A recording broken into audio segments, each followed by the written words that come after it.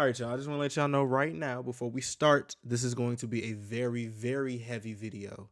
And not only is it going to be a heavy video, this is a video that I would say is long overdue because I really don't know the ins and outs of what happened with this tragedy.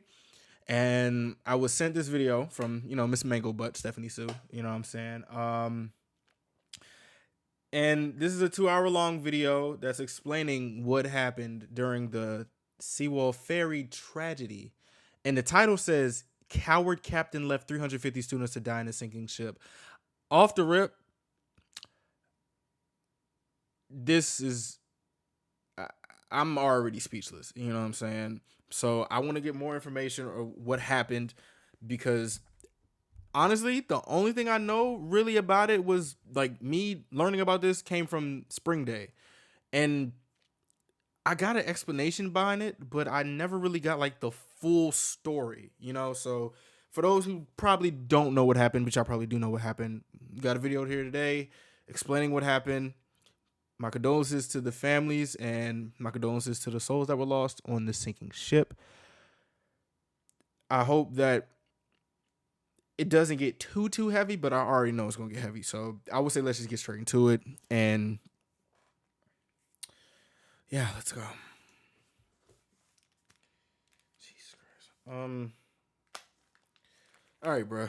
I got wine because it's like 12 in the morning and I have water. So I'm just trying to relax and not, do too much and just watch it. So let's just watch it. Let's go. Bada bing, bada bing.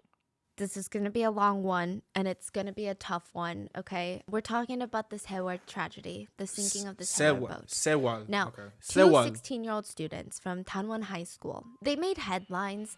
There were some rumors that they were dating. There were some rumors that said, no, they were just close friends. But most of the students that knew both of them personally said they barely knew each other. I don't even think that they had a class together. Most kids said that was the extent of their interaction, just passing each other in the hallways. Yet the two of them found each other alone in a room, in a boat, terrified. I mean, they're watching the water starting to pool on the ground, and they didn't know what to do. I'm sure they were frantic. I'm sure that there were a lot of things going on in their minds. I'm sure that they were trying to comfort each other. But eventually, everything goes black. Bro, I'm going to be honest because I don't really have any fears, but cruises and stuff like that make me crazy nervous. The closest thing I got into a cruise or something on a boat was, I guess, the ferry that they take you from, I guess, the shore to Disneyland.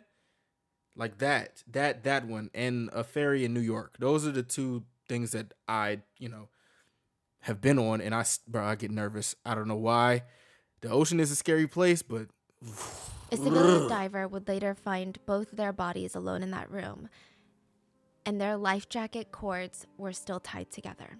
Bro. He remembers how he had to separate them because he physically couldn't bring up two bodies at once. And he recognized that in their last moments, maybe these two kids knew each other, maybe they didn't, but in their last moments, they didn't want to be alone. So they tied the strings of their life jackets together till the very end. Bruh. And he said, I started crying thinking that I didn't want to separate them, but I had to. He said it was one of the hardest rescue dives that he had ever endured in his entire life. He would never forget some of the stuff that was seen. Other students from the same high school, Tanwon High School, faced similar fates. A female student was seen throwing a chair at a window, a glass window, and she's hurling this chair with as much force as she can muster. She would go as far back as she could, and then she would throw it with all of her strength, and it would just clunk onto the window and fall back down. She wasn't angry, bro? but there was just pure desperation in her eyes. She could see on the very other side of this window were rescuers. They saw her, she saw them, and they did nothing but stare at her. What? Why? The fuck? I'm Why? gonna get into it. Whoa, because oh shit, nah, bro. Because the thing is, I vaguely remember this story. In this rescue, I don't even think you can call it a rescue. She realized that these people, these rescuers, they're not here to save her. All the people that she thought would be responsible for her safety, the captain of the boat, the rescue teams from the Korean National Coast Guard, they all abandoned her. They were watching her through the window, and it was very clear to her in her last moments that she was being left to die. Imagine these are the very last realizations that you have in your life. Nigga, cause see, I'm not trying to make shit light, bro, but like, what the fuck? What the hell?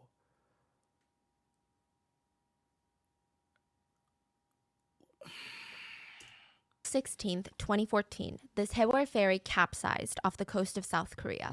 There were 476 passengers. Most of them were high school students around the age of 16 years old from the same high school. They were on their way to Jeju Island when their boat started sinking on one side. And you know, when a giant boat that carries 500 passengers, when it starts sinking, it's not something that goes unnoticed, nor is it something that happens very quickly. Right. Soon, nearby boats and vessels and even countries start giving out lending helping hands. Okay. The Japanese Coast Guard asked if South Korea required assistance because they were right there. The U.S. Navy had a massive vessel stationed nearby and offered to rush to the scene to help with rescue efforts. South Korea denied all of their requests. They told news outlets that they had everything under control, that they Why? were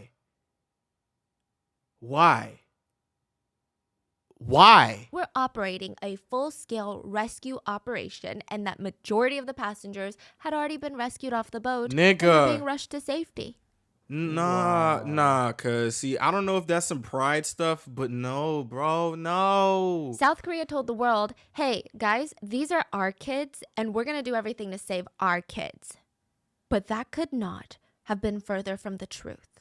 The Sewol Ferry tragedy in South Korea would lead to the deaths of over 250 high school students, over 300 lives in total. It would lead to the president being impeached, the prime minister resigning, the Korean Coast Guard being disbanded, multiple high-profile arrests, a billionaire suspicious suicide, a helicopter crash, Oh my hunger fucking strikes, goodness. and a vice principal of a high school found hanging from a tree in the woods, dead. Oh my fucking goodness. And at the time, they were like, we have this under control. I don't understand the pride of certain countries. Because I know America got like some prideful stuff. But like, you would think that if something like this could happen, wouldn't you be more embarrassed of the outcome, which what happened, than having other countries help you? Which is probably one of the reasons why, excuse my non-political knowledge, but I assume that the reasons why there are countries there to help you is for them to help you, right? Like, I'm not wrong, right? Like, right? So let's get into the tragedy. Like, nigga, what, bro? See, this shit's going, all right. This shit going, I think I'm gonna need more wine, bro. We gonna see. Rotten Mango. The GOAT. As always, full show notes are available at rottenmangopodcast.com. There's hands a are South red Korean as hell. news outlet called Newstapa, which you're like, I've never heard of this. I've heard of like SBS and NBC. Newstapa worked closely with the victims' families and their attorneys from the get-go. They had so much information on this tragedy that was being suppressed by mainstream news. They were the only ones that were standing up when everyone else was silent. Shit like that It's makes me estimated heated. and kind of surmised that without them, most of the evidence, most of these testimonies would have been completely lost. They would have never been used. So that was my primary source because they worked directly with the families to get the truth out there. Okay, shout out to And, them. You know, this isn't just a tragedy. It's a full-scale cover-up with the president, the most powerful person in that country, working with the media. So please go show support to Newstapa if you can. And with that being said, Shout out to let's get Newstapa, into cuz. it. The parents of Tanwon High School are getting bombarded with calls. Phone calls, text messages, voice memos, pictures are being sent to them. And it was like a parent's worst nightmare. Think about your 16-year-old kid aboard a boat on a school field trip, and they're sending you cryptic text messages like, Mom, I'm sending you this because I'm scared I might not be able to say it later. Nigga, oh my God. But I love you. Oh my fucking goodness. You're like, what's going on? You're like on a field trip. Another kid sent, hope we can meet again alive. Another student said, if I've wronged any of you guys, please forgive me. The parents start freaking out, but they're told by their kids that, hey, Mom, Dad, the boat is sinking, but rescue efforts are on their way. I think everyone's got it under control. They told us to stay in our cabins and put on our life jackets. Bro, I don't think I could tell my mom that. I honestly don't think I could. Like, I'm going to keep it a stack. I don't think I could tell my mom because my family is like worriers. Like, we worry type shit. You know what I'm saying? And I don't want to put my peoples through that type of pain, bro. But at the same time, they're going to be put through pain when they figure out like I'm not here and they have to find out. You know what I'm saying? But I don't know if I could sit with that, to be honest. I don't know. Fuck. Many parents told their kids, okay, well, stick with your friends. Don't be alone. Don't wander out alone. And good. That's good. They have everything under control. Just keep calm and do what they say. Do what they say.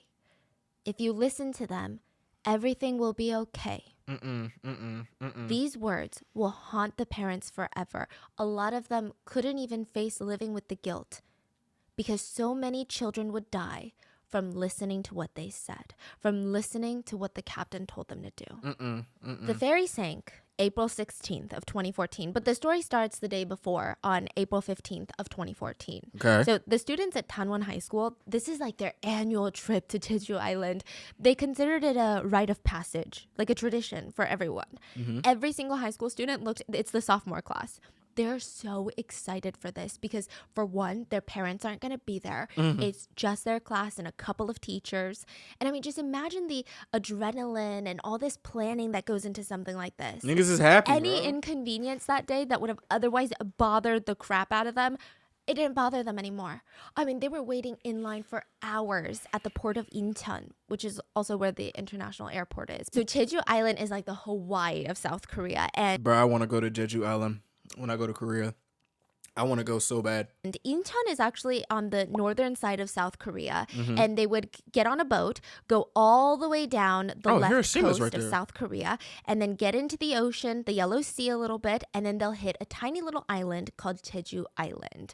It is the biggest destination spot for South Koreans. Oh, It's that's pretty. beautiful. It's like a cultural mecca. There's so much. There's a lot of fun stuff to do there. So these kids are like, yes, Jeju Island. Even when their ferry is delayed for 2.5 hours because of foggy conditions, they're like, that's fine. Are you kidding? Nothing is going to ruin this trip.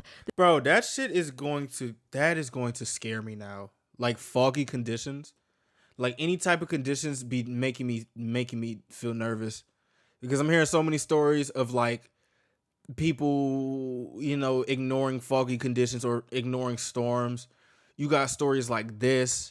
You got stories like Kobe. You got all these stories of like just weather conditions and people were just being like, oh no, it's all fine. It's all cool. We're going to keep going. Like, bro. And I know it could be a like, normal shit like that is normal. The weather going weather. But nah. This is the best trip of my life. It's a 300-mile trip by ferry. Jesus. It takes 14 hours. But thankfully, they would be going down the coast of Korea most of the time, the left side of the coast. So they're going to have cell service, and it was outfitted like a cruise ship, meaning that there's dorm rooms with bunk beds. There's communal showers, a convenience store, a cafeteria, it's extra which for out. high schoolers, this sounds like a blast. Because they had cell service, a lot of them were able to reach out to their families, and those very phones would later document some of their last moments on board. There were 476 people on board the ferry, including the crew. Now, they board the ferry at 9 p.m. They were supposed to board 2.5 hours earlier, but like I said, a delay. It's not that bad. I mean, the ferry is filled with 325 high school students, 14 teachers, 29 crew members, and about 100 or so other passengers. So these passengers are going to Jeju either on their own for vacation, or there were a lot of truck drivers. So they go and they get cargo off from this same boat and they drive it around Jeju. Then they get their truck back onto the boat and come back to Seoul, and it's like a back and forth, right? So, Sounds like a huge boat. oh This yeah, shit big it's as a fuck. massive boat. Here, can you pass me my iPad? I'm gonna show you pictures. I So seen you're the saying picture. That there's shit not big only as people, hell. but also like vehicles on there. Oh, so many vehicles, and it's actually a cargo ship. I was about to say that shit is a ship. Ferry, that's a goddamn ship. This is a cargo ship that loads on passengers on the side. What the fuck? That's a ship. Or that's a very big ass ferry. That's a big ass ship. Yo. The Sewol Oh. Ferry, if you want to get technical, is 75% profits from cargo movement and 25% profits from carrying of passengers. Most of the pictures you're going to find Yeah. now are of it sinking, but here is it before it sank. That's big. Oh, wow, it's like a Cruise ship. like a cruise ship. Yes, Wow. it's massive. So, I mean, a lot of these truck drivers were not very excited that they got onto the ferry with a bunch of high schoolers, but these same truck drivers would help try and save a lot of these students later. So, it's not like the high school bought out the entire ferry, nor was it a ferry that belonged to the school. There's a lot of people on here. So all 476 people, including the crew, they board the ferry and they start their journey. Okay. Now, the night of the 15th was pretty calm. Okay, so this is a picture that the kids posted Aww. or taken by one of the victims, Aww. just of them boarding during the foggy night. And it just looks like they're so excited. And nothing climactic happens, which is good. Dinner is served. There's fireworks that are launched from the deck, and there's pictures of that too. At night, the passengers, they all go to sleep in their cabins.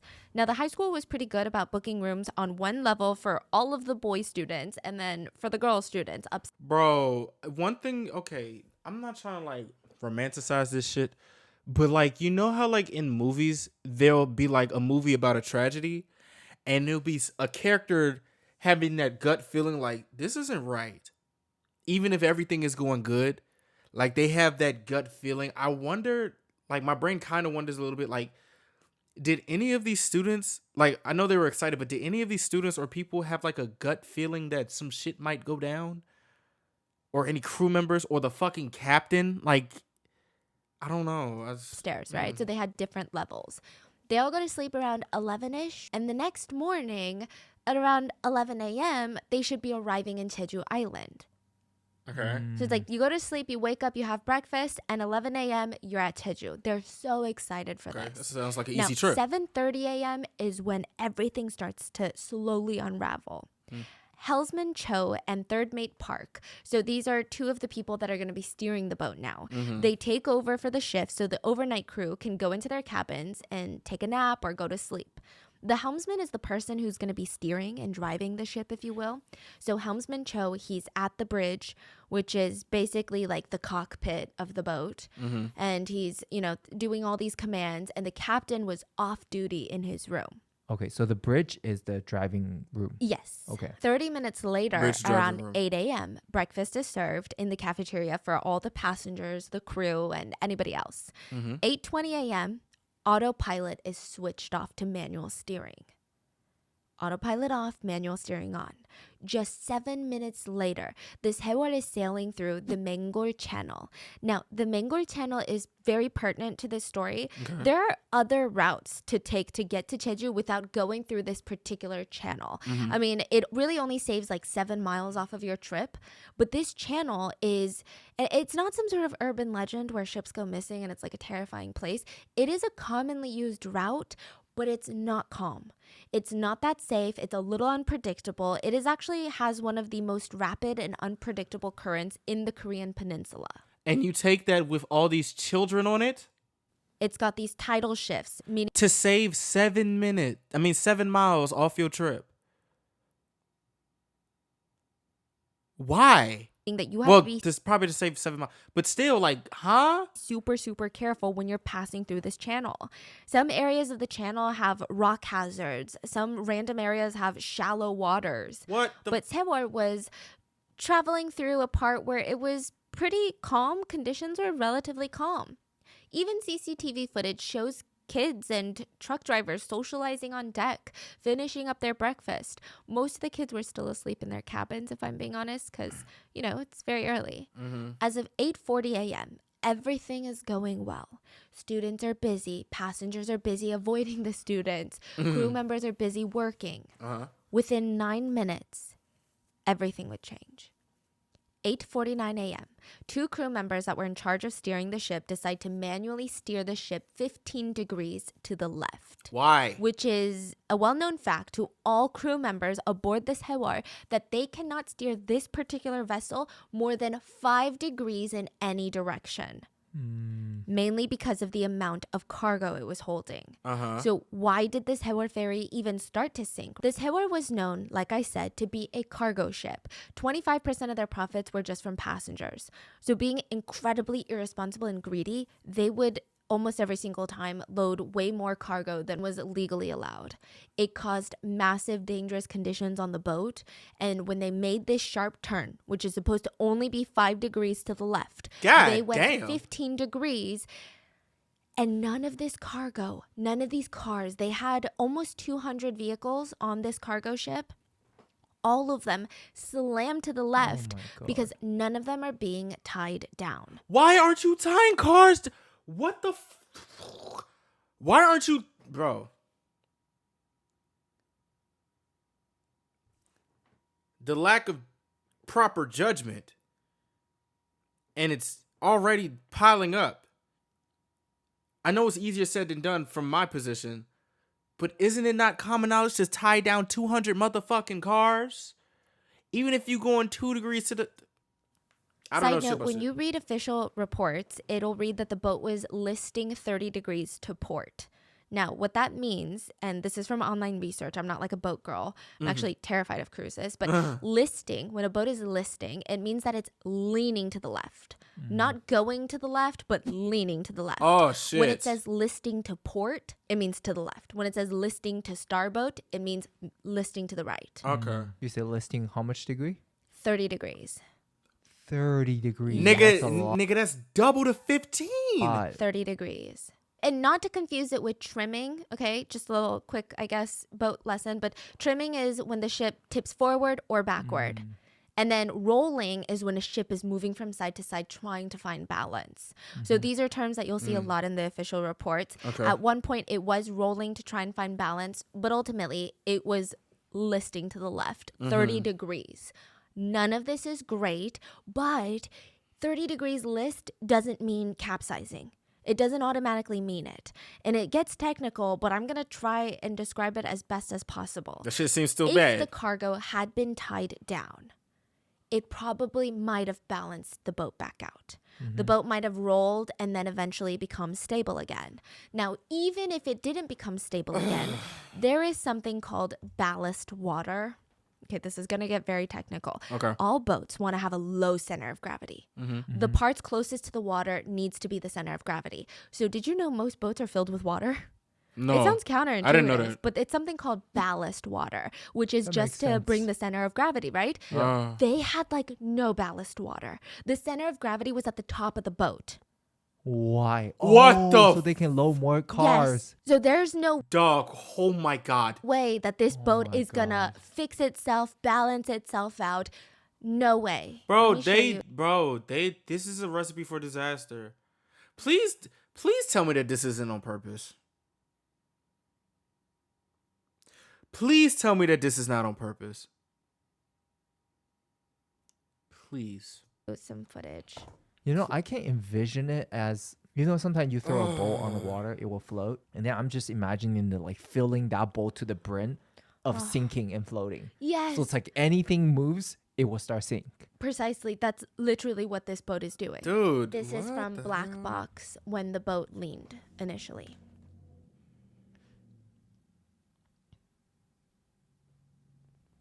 So this is also why it's so pertinent that when you're aboard a boat or a plane, they're tying down all the cargo. That's why they're so particular about it. If you've ever brought your car on a boat, they tie it down. So all of this cargo, all of these vehicles slam to the left, and this boat is not going to balance out. This boat is 100% going to capsize, meaning it's going to sink. Bro. Now, the water is very cold in April. It was about 54 degrees Fahrenheit. It only takes 10 minutes for you to start feeling the effects of hypothermia. You're not going to die in 10 minutes, but most of the time, but you start feeling loss of dexterity. Your fingers go numb. You're starting to, your teeth are clattering, and full-blown hypothermia happens after about 2 hours. So right at this moment, the boat leans, and the engines of the boat are cut. The off-duty Captain Lee Chun-seok, he starts running. He's like, I gotta figure out what's going on. Some crew members also run to the bridge of the boat, and they're like, what's going on? Now, they're trying to assess the situation. And when a boat this size starts to list or even starts sinking, it's not like an earthquake. Not every single passenger is going to jerk up and go, we need to evacuate this boat. It feels dangerous, but it almost feels like turbulence on a plane. I You hate feel that. like, okay, I I hate need to wait turbulence. it out, and it's going to be fine. I hate it. I You hate never it. really hit turbulence and you're like, this plane is going down. I hate it. So that's kind of how everyone was feeling except for the crew because they knew better. 8:52 a.m., just 2 minutes after the boat starts leaning to the left about 30 degrees, an emergency call is made by a student, Choi Tok-ha. Choi reported that the Sewol was starting to capsize. He was the first 911 call, and that the water was coming into the decks. He's like, something's going on. I'm on the decks and this is dangerous. He was one of the few that understood the severity of the situation, and he was probably confused because he could hear ringing through the PA system, like the intercom system, the speakers on the boats. Do not move. Just stay where you are. It's dangerous if you move. Stay where you are. Every single student and passenger was told to stay put.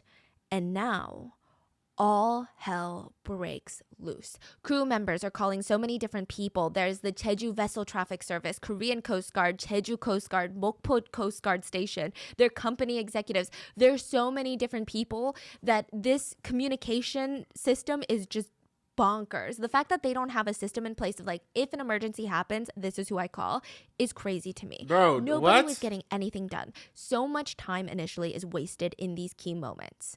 At 9:07 a.m., the crew confirmed to authorities the ferry is capsizing, and they confirmed that they needed help from the Korean Coast Guard. They stated the ship's angle made evacuation impossible. Oh, fuck Now, no. here's where it gets crazy. Fuck no. Fuck no. Allegedly, none of these authorities knew that there were 500 passengers on this, well, close to 500 passengers on this boat. How? How not? How not? Aren't you supposed to... What? Aren't you supposed to report that? That's what they claim. I don't believe it for a second, I don't believe that shit neither. Fuck that. I don't believe that shit at all. but that's what they claim. Wait, who claimed that? I don't believe that shit All at the all. Coast Guards, yeah. I don't believe that. I don't believe that. I don't believe that. I don't believe that. I don't believe that. I don't fucking believe... No. I don't believe that. No. Like, no one told us. We just thought it was the crew. We thought it was a cargo ship. Get out of here, because this Sewol was well known to be a passenger cargo ship. So they say the ferry is about to roll over, meaning it was listing to the left, but because it was taking in so much water, it was practically bonk flat onto the left, and now it was going to flip over and capsize. Wow. So it's not even sinking just to the bottom like this. It's going to be completely inverted. The bottom is going to be the top. The Coast Guard tells the crew on board to inform any passengers, if there are any, to put on their life jackets. But they just say, oh, sorry, our PA system is down. Fuck you. Fuck you. No. Why is this?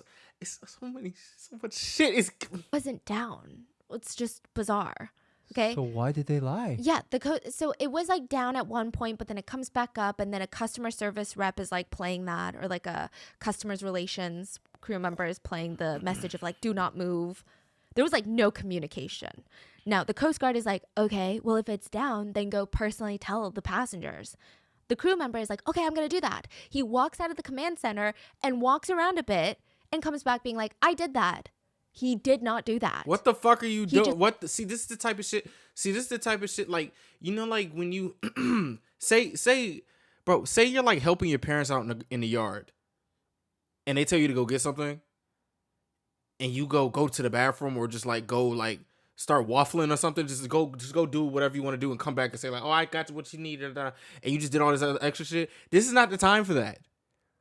This is not the time for that at all. Just lied. He just blatantly lied to authorities and said, yeah, I told all the passengers to put on their life jackets. What? Yeah. Do they not understand what the hell's going on? No, they do not. The Coast Guard tries to tell Captain Lee that you need to start thinking and acting fast. They have deployed a vessel. There was a patrol vessel nearby that was coming in about 10 minutes. There was a helicopter that would get there in about 1 minute. And Lee said, yeah, that's not enough to save everybody. Like there's more passengers than that. Because one helicopter, you could save maybe a dozen people max. No, maybe like 6, 7 people. Bring more helicopters. Keep this part in mind. Because later, everyone goes and says, oh, when he said passengers, we thought maybe a couple of passengers. Wow. I mean, right now, everything falls on the captain, right? Oh, yeah. But It's going down. Like, what are you doing? Every second, what are you yes, doing? Exactly. And you're going to die when you find out what he was doing. So the passengers up until this point are still being told to stay where they are and do not move. And some of the very first people rescued was the captain. Oh, he's grits. He's grits. No, no, arrest that motherfucker now. Hell no. Hell no. You greedy son of a bitch. And a few of his crew. 그러나 구조당국이 가장 먼저 구조한 사람은 배를 버린 선장과 How can you live with yourself knowing that you just let 300 some odd people die?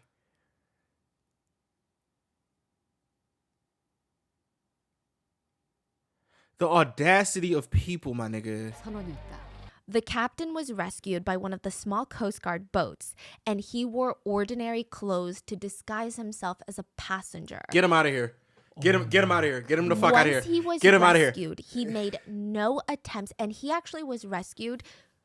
I don't want to say before the chaos because right now is chaos, but he was rescued at a point where it wasn't just utter all hell breaks loose and there are people drowning and dying right now. He's like, okay, well, I think chaos is about to hit, so I'm going to leave. That's so fucking despicable. Yes. Yeah, he's actually one of the most hated people in all of South Korea. Send that nigga to the basement of hell where there's no AC. And it hot and the devil farting in that bitch. No, get that nigga the fuck out of here, bro. The whole nation. He's Get the alive. fuck- He disguised himself as a passenger. And Bro, once he's still alive? Man. was rescued, this is even more despicable. He gets on the Coast Guard vessel and he doesn't let anyone know that he is the captain and that he has vital information that would help them in rescuing passengers. He doesn't relay any information to them when time and information is the most important thing to save lives. He made no attempts to tell them how many passengers, where they were, what the PA system was doing. He did none of that. Get him the fuck out of here. He didn't tell them that they were being told to stay in their rooms where they were effectively trapped inside this sinking boat. But None of that. But why is nobody asking questions? Are people asking questions? Did they not ID this nigga? They just like, oh, we got this guy and a bunch of crew people coming. Why is nobody asking questions? There is about 20 minutes of footage from some of the kids' last Boy, moments. oh my God. And one of the biggest, I guess, video files that were actually shared by the father of the victim. And he said that he wanted the world to know what actually happened to these kids. So it was filmed by a Park Soo-hyung and Kim Dong-hyuk. They were both 16, best friends. They were both on the level 3 of the boat, which is where most of the male students were dorming. These rooms had bunk beds, about 4 boys per room.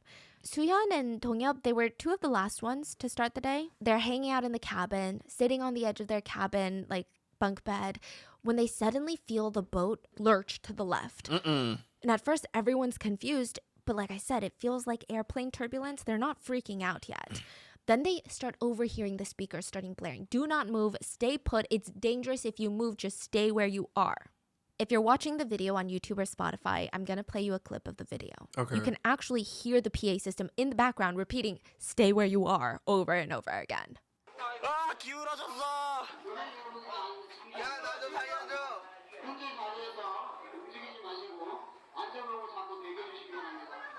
이거 상황이 아니야. 이거 실제라고. 와 기울 줄은 상상도 못했다. 이게 뭔 상황인지 모르겠어. 구명조끼 입으라는 건 침몰되고 있다는 소리 아니야? So the boys on the 3rd floor are freaking out. Some students who were on the deck come to the cabins to let everyone know to put on their life jackets. The video footage from these students are stitched together to be about 20 minutes, but it's probably the most raw footage I've ever seen in my life. Like, it's not necessarily the most emotional in the typical sense, meaning these kids aren't crying, they're not banging on the windows to get out, but you just see how real and relatable the situation is. Like, the way that these kids, at first, they don't think the ship is going to sink because It who makes it thinks that? eerie, They're kind of joking though. around, but they're putting faith in the adults and the captain and the PA system, and they're kind of playing around with each other, and I find that it's a way that they're coping with it. And then eventually you hear that humor kind of dissipate, and it gets replaced by them saying, I don't want to die. But they're still trying to keep this almost cool front in front of their friends. You can hear other kids trying to check up on their friends and contacting their family members back home on their phones. But near the end, you can hear and see most of them start to feel very, very scared. You hear students say things like, will the water really leak in? The shaking is getting serious. It's tilting so much this way, I can't even move. This is getting ridiculous. I want to get off. I really want to leave. Am I going to die? It's not going to go down any further, right? Like, what the hell is going on? Hurry and rescue us. What's wrong with these people? I don't understand what's happening. If they're telling us to wear life vests, does that mean the ship is sinking?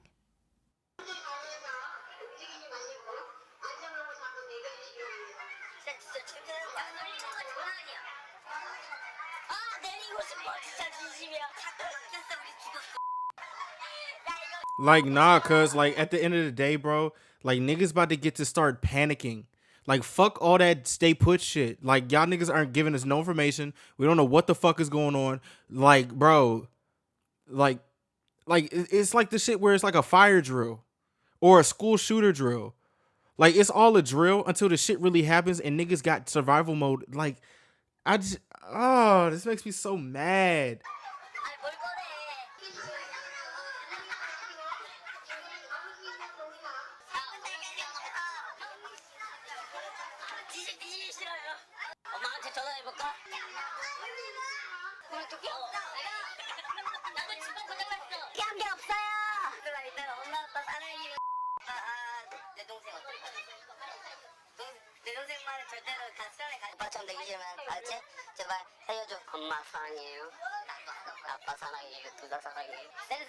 Near the end, one of the students even screams, let me live. Who's going to take care of my mom and sister? Let me live.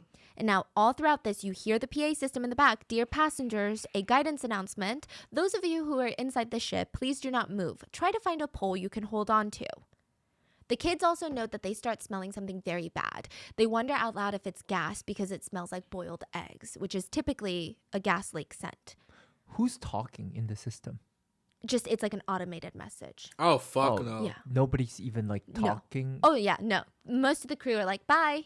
Here's a button. They press a button Yeah. and then they dipped. Uh-huh. So they real life murdered these people.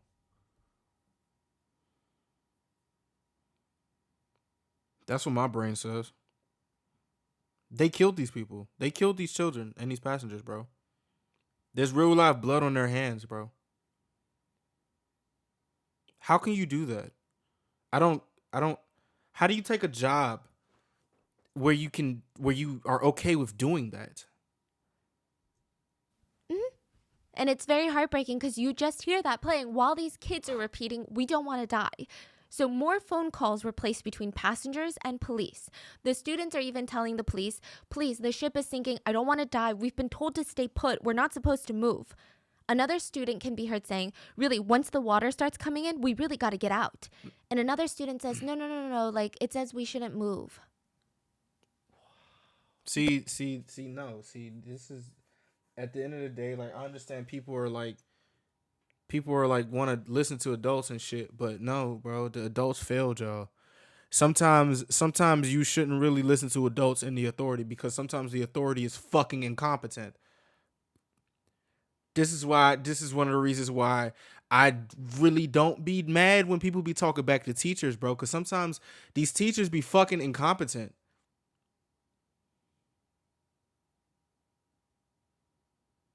They real life killed these children, bro. There are a few things to gather from these students' last moments. They're trying to stay strong. They're trying to keep each other company. And if you listen and you speak Korean and you listen to the whole clip, a lot of these kids are thinking about their families, or a lot of them are asking, wait, has anybody checked on the girls on the other floor?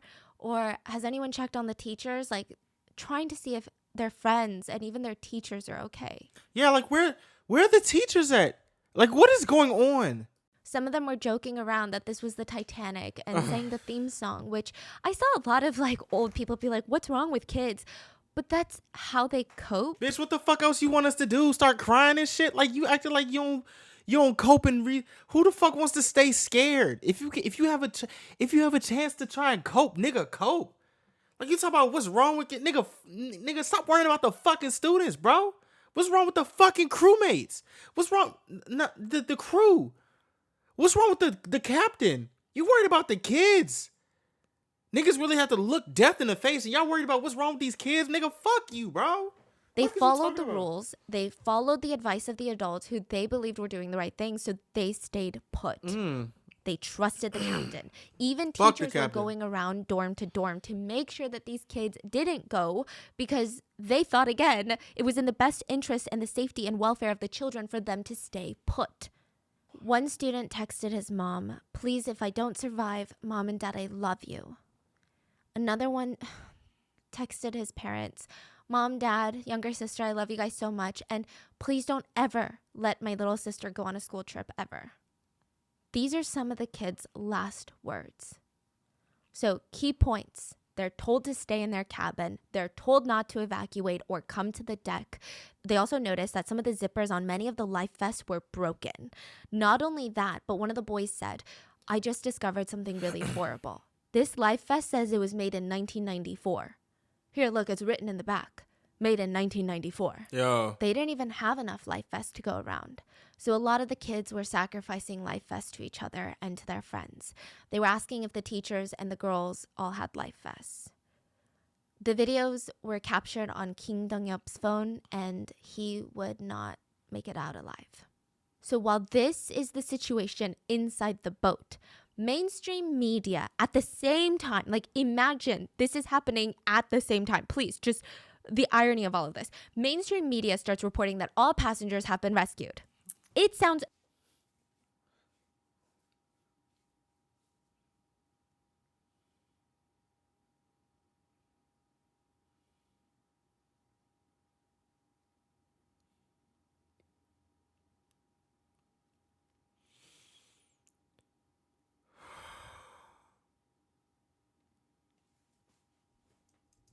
stranger than fiction. I don't even know how to explain to you what they thought that they were going to get out of this, what the politicians thought was going to happen when this all came out to be lies and false.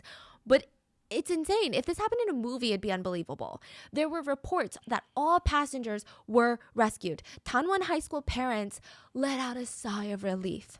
Oh my God, okay. Bro, this is so fucked up. This is so fucked up. How can these people live with themselves knowing that they just lied to everybody talking about they're all rescued? Nigga, no. Nigga, no. If we're all rescued, why the fuck am I getting texts from my motherfucking child saying that we're still in here? I don't want to die. And they know that people are going to listen to the news because it's the news. And they just let that shit rock. They just let that shit rock.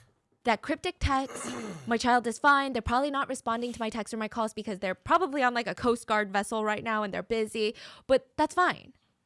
They start noticing something fishy though. They're trying to get in contact with their children, no responses. They contact other parents and they're like, no, we also haven't gotten any responses. And when they watch the news very carefully, the numbers aren't adding up. And it's not like some sort of conspiracy, but the government would report that they rescued all the passengers. Oh. Then a little bit later, they'd be like, okay, well, we have rescued majority of the passengers. Oh, no. Then it'd be like, oh, and these are not the exact No. figures, but it would be something like, No. No.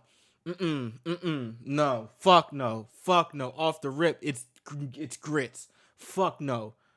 It's clipped for that. Fuck the news, nigga. we rescued 200 passengers.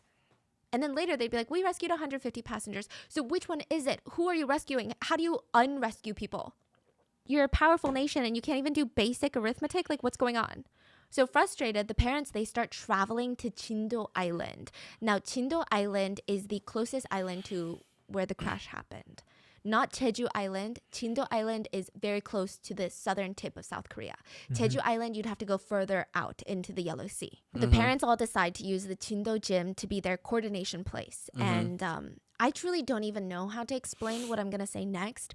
But first of all, the people organizing this gym to make sure everyone is in the right place were the parents of the children on the boat. They arrived, there's no organization, it's chaos, so they take it upon themselves to make sure everything is organized. Not the Coast Guards, not the local officials, the police, the parents take charge. The rescue teams had these giant whiteboards on the front with a list of names of passengers who have been rescued. And of course, parents are flocking and praying and wishing that it's their child on the list. But these families are getting frustrated. One parent grabs a mic and says, "Here, I can clearly see my younger sister's name on the list of survivors.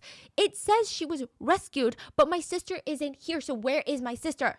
Who on earth made this list?" 여기 명단에 분명히 제 동생이 있어요. 여기 명단에 분명히 제 동생이 있는데 동생이 여기 없어요. 지금 명단을 누가 작성하셨냐고요? So these are authorities being like, here's all the people we rescued. And the parents are like, we don't believe you because where are our children then?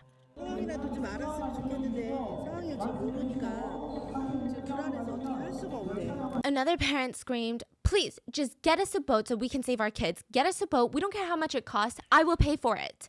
저희 가서 우리 애들 부모에게 배를 하나 구해주세요. 배를 하나 구해주세요. 전부 다 돈 얼마든지 드릴 테니까. 최선을 다하겠습니다. 배도 안 보인대요. 경찰들만 돌고 있고 아무 그거 없대요 지금. 잡수가 없고 지금 그런 상황이에요. What the fuck? 지금 뭐 시신도 많이 꺼냈다고 하는데 지금 가요. Bro, no, bro. Y'all niggas real life stopping people like y'all, like our kids are on there. Y'all are lying to us. I don't give a fuck about none of that, bro. I don't give a fuck about none of that. I don't give a fuck about none of that because y'all niggas over here trying to keep shit calm and y'all lying thinking shit is cool. That shit is not cool. Like, bro, you literally told me my child is here. My child isn't here. My mind can go anywhere at this point. That motherfucker can start wandering. Where the fuck is my kid? If that niggas need to go, we need to fucking go. Staying put obviously is not the fucking option right now, bro. Staying put is literally one of the reasons. Another one said, I feel like the parents, including myself, are here waiting for our children to die. We want an answer from the person in charge. Why are orders not going through and nothing's being done? You guys are clearly lying and kicking responsibility to others. Yeah. Another parent screams, let's all go together. Let's all go together. The parents are rushed to the harbor, and to show you how they still had this unfailing hope of a parent, they all grabbed blankets on the way out. They said when their kid gets saved, they want to make sure that they have something to keep them warm. They all go to the harbor and they wait. There's nothing that they can do. Side note, police were lined up at the edge of the harbor to prevent family members from going into the water, whether to try and rescue a kid or to in a desperate attempt. A parent screamed, I want to jump in the water with them. My loved one is under the water. Anger is not enough. If I don't have my younger child, I'm going to jump in the water thinking about my child in the water. How can I, as a parent, continue to live, eat, and drink? I hate myself. Bro, it's not your fault, though. It's not. See, this is what makes this shit so crazy. Like, you can't do anything about it. Now niggas just start blaming themselves as if they weren't lied to. Near a mom tried to put one of the blankets on one of the moms because it was so cold, and she cried, what good is it staying warm when the kids are freezing out there? They're freezing. What good is it for us to stay warm? Not a single government official was at that harbor. Nobody responded to the family's frustrations or questions. So what the fuck are they doing? Just twiddling their thumbs in their offices? Trying to delegate or something? Like, what do niggas be doing during this time? Sleep? Like, what? 헬기 탔다길래 난 구조되는 줄 알았어 언니. 우리만 따뜻하면 뭐하냐고요. 애들이 추운데 우리만 따뜻하면 뭐하냐고. Wait, this is nighttime? Yeah, It's been a day? it's been a day. We're gonna go back into the rescue. Just you wait.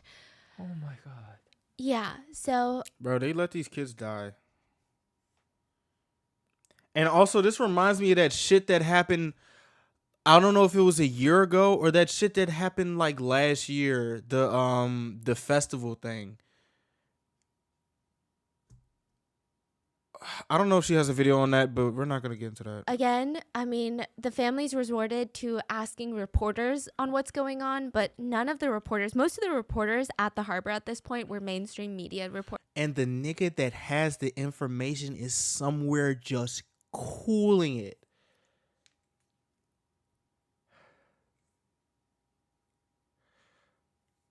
How can you live with yourself knowing you got 350 people, 300 plus people's blood on your hands, cuz you got a body count of 350 people? How the fuck can you live with yourself? Reporters. The only ones there that actually cared about helping the parents was Newstapa, which is why I think a lot of parents continue to work with Newstapa. These are some of the most devastating clips I've seen. I mean, just the desperation in these parents, like their grief, their worry, their anger, and so many of them it's a lot. 진짜 가보자. 기자들도 당신들도 타고 현장을 한번 가보자. 제대로 된 정보를 여러분한테 좀 알려주라는 얘기야, 내 얘기는. So let's talk about the rescue, because you mentioned, like, how is this nighttime? So the rescue that government officials and media said was a success was not a success at all. Duh. The Coast Guard helicopter was dispatched to the sinking ferry at 9:10 a.m. They arrive at around 9:30 a.m. 2 rescuers come down and rescue 6 passengers via helicopter. Okay. And these passengers were, like, on the deck. So they're like waving, they're visible, they're outside. Now, at 9:32, the helicopter starts communicating with the Blue House. And the Blue House is like the White House. And they keep asking, is the situation serious? The helicopter says, the ferry is tilted and currently being flooded. It hasn't sunken yet. Can you please send over a video? Now, this is being heavily criticized because time is of the essence. Such an urgent incident is taking place, and really, I don't know what to say because it casually feels like the Blue House is saying, pics or it didn't happen. And sure, maybe videos can help them get a better understanding of what's going on, but if this is the government responsible for running a literal company, they better be more competent than this. Yeah. They keep calling back to the helicopter, not giving commands, not doing a full-scale command center operation, but going, did you send the videos yet? Just nonstop, over and over and over again. That's wasting weird. time asking for videos. And what's even crazier is that the helicopter is like, well, we didn't want to take any videos in case it gets leaked. But the Blue House is like, it's fine, text it to my phone. What? Here, there's footage. 지금 현재 지금 일단 배가 좀 기울어서 침수 중이고 아직 침몰은 안 됐고요. 어디 저기 카메라 나오는 건 없죠? 네 아직 없습니다. 예. 나 바로 연락 주세요. 예. Bro, look at this fucking boat, nigga. 영상 있습니까? 혹시 나오는 거? 현지 영상 볼 수 있는 거 있습니까? 본인 내 외부로 나가지 아마 않을 건데 이게 방송이. 그뭐 비아시 보고 때문에 그런데 영상이라도 하시고 친구처럼 한번 보여주시겠습니까? The Blue House is basically like, okay, well, we're going to hang up. Just call us back when you get the footage. Oh, this is like Y'all niggas got...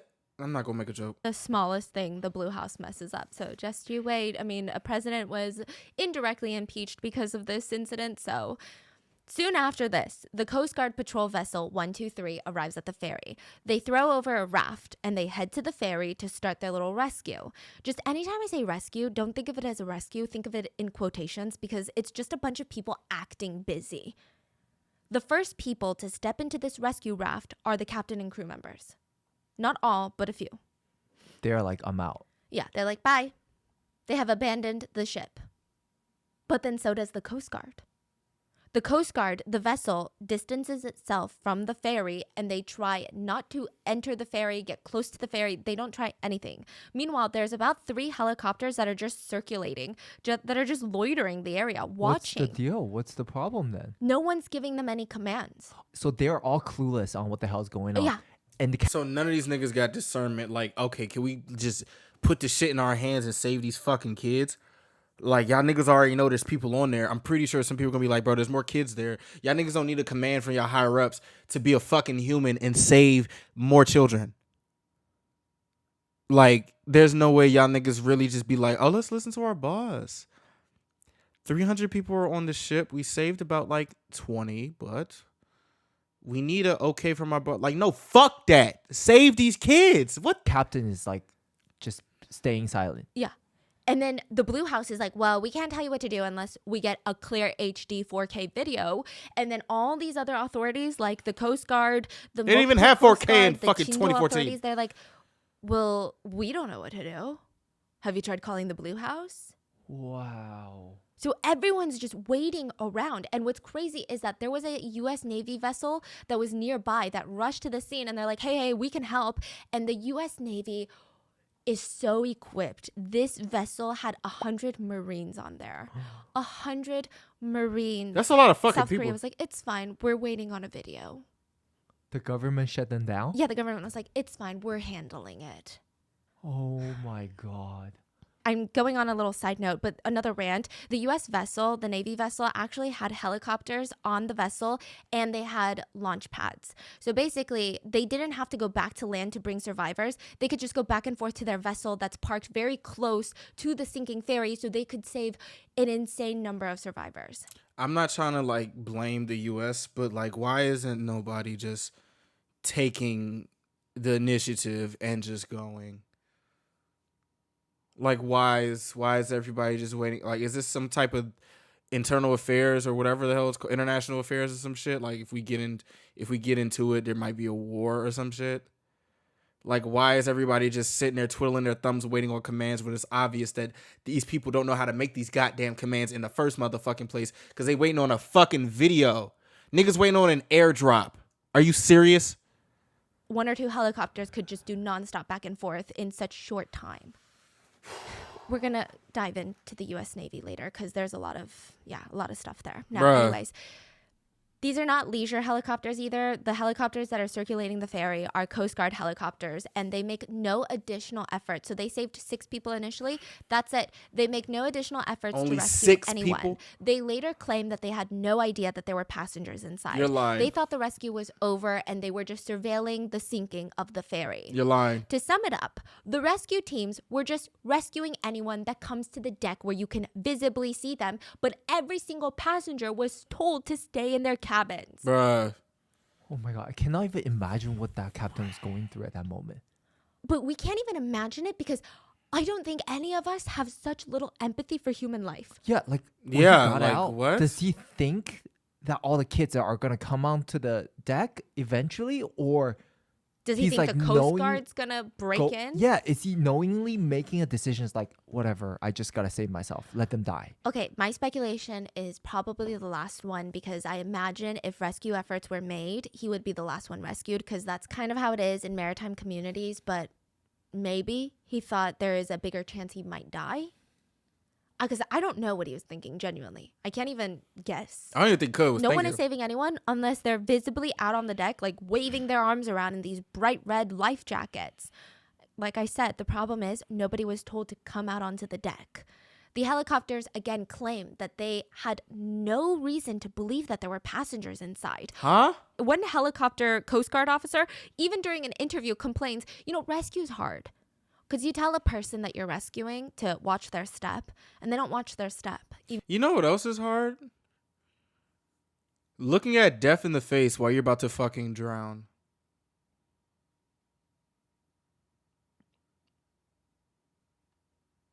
That's more hard than you doing your fucking job. Rescuing is hard. You're a rescuer. YouTube is hard. So the fuck what? This is my job. This is our job. We signed up for this. Okay, it's hard. We can say it's hard, but that doesn't mean just not do your job. That's not an excuse. You don't get a slap on the wrist for, it's too hard. Like, did you just sign up for this? You didn't have any training? You weren't trained to do these hard things? It's just rescuing is hard. Even if you tell them to. 옆에서 말을 해도 안 들고 하물며 어떤 올라갈 때 조심하라고 자세. Yeah, because they're panicking. Because they're scared. I don't train for this shit like this. 아니 그러니까 그거는 알겠는데 그 사람들 상황이 있는데 지금 호텔 구조를 하시는 입장에서는 확인해야 되는 인구 같은 게 아닌가. 제가 물어본 것 같아. 근데 A new step is like, that's not that's not the point here. Yeah, that's like, not what we're what? talking about. We're talking about the fact that you circled around this sinking ferry and made no attempts to save anyone. They're like, we didn't know there was anyone to save. It's like, why would you even bring that up? It's so bizarre. Nobody asked. Now, the annoying part is the helicopters that are circulating were talking separately with the Blue House. The giant vessel from the Coast Guard was speaking separately with the Blue House as well as the Coast Guard. There was no coordination. It seemed like everything was all hell breaks loose. Nobody knows what they're doing. Blue House is still asking for videos, and the only people that do something to save human lives. Do you see all these little boats? Those are civilian boats and fishermen. Oh my God. They are the ones that took action. Oh my God. They are risking their lives, pulling up straight next to this capsizing, ginormous ferry. And it's very dangerous to get that close to a boat that's capsizing, especially with boats like this. And they're pulling people out of the water. Oh my God. One of the fishermen, Hyun, in the blue boat, he said he saw the boat listing to one side from afar, and he realized that it wasn't balancing itself back out. So he rushes over, he starts rescuing passengers that were jumping into the cold water, and he said it was hell. It was agonizing. There were a lot of people, not enough boats. The people in the water are yelling for help. The ferry was sinking fast. He said he had no idea of how many people he saved, but he was told he saved about 25 people. He said, but I don't know for sure. The people that were trapped inside the ferry couldn't come out. They were just trapped inside the ferry. If everyone was saved, maybe I would feel proud of myself. But there's grieving parents out there, so how can I feel proud? Even though he's one of the civilians saving passengers, while the Coast Guard is doing nothing, he lives with guilt for not saving everyone. What's frustrating is when the ferry starts to list, if the captain had ordered everyone to put on a life jacket and get to the dock where they're visible, the likelihood of every single person surviving was incredibly high.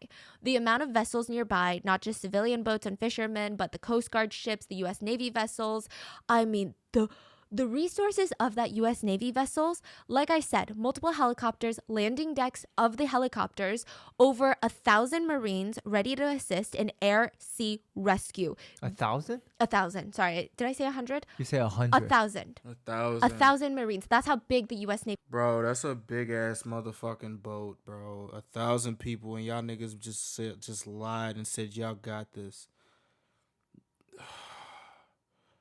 The audacity. The vessel was. Wow. 1,000 Marines. And I know I'm American, so it might not mean anything because it's just patriotism. But if I'm in the water somewhere, I want these Marines to save me.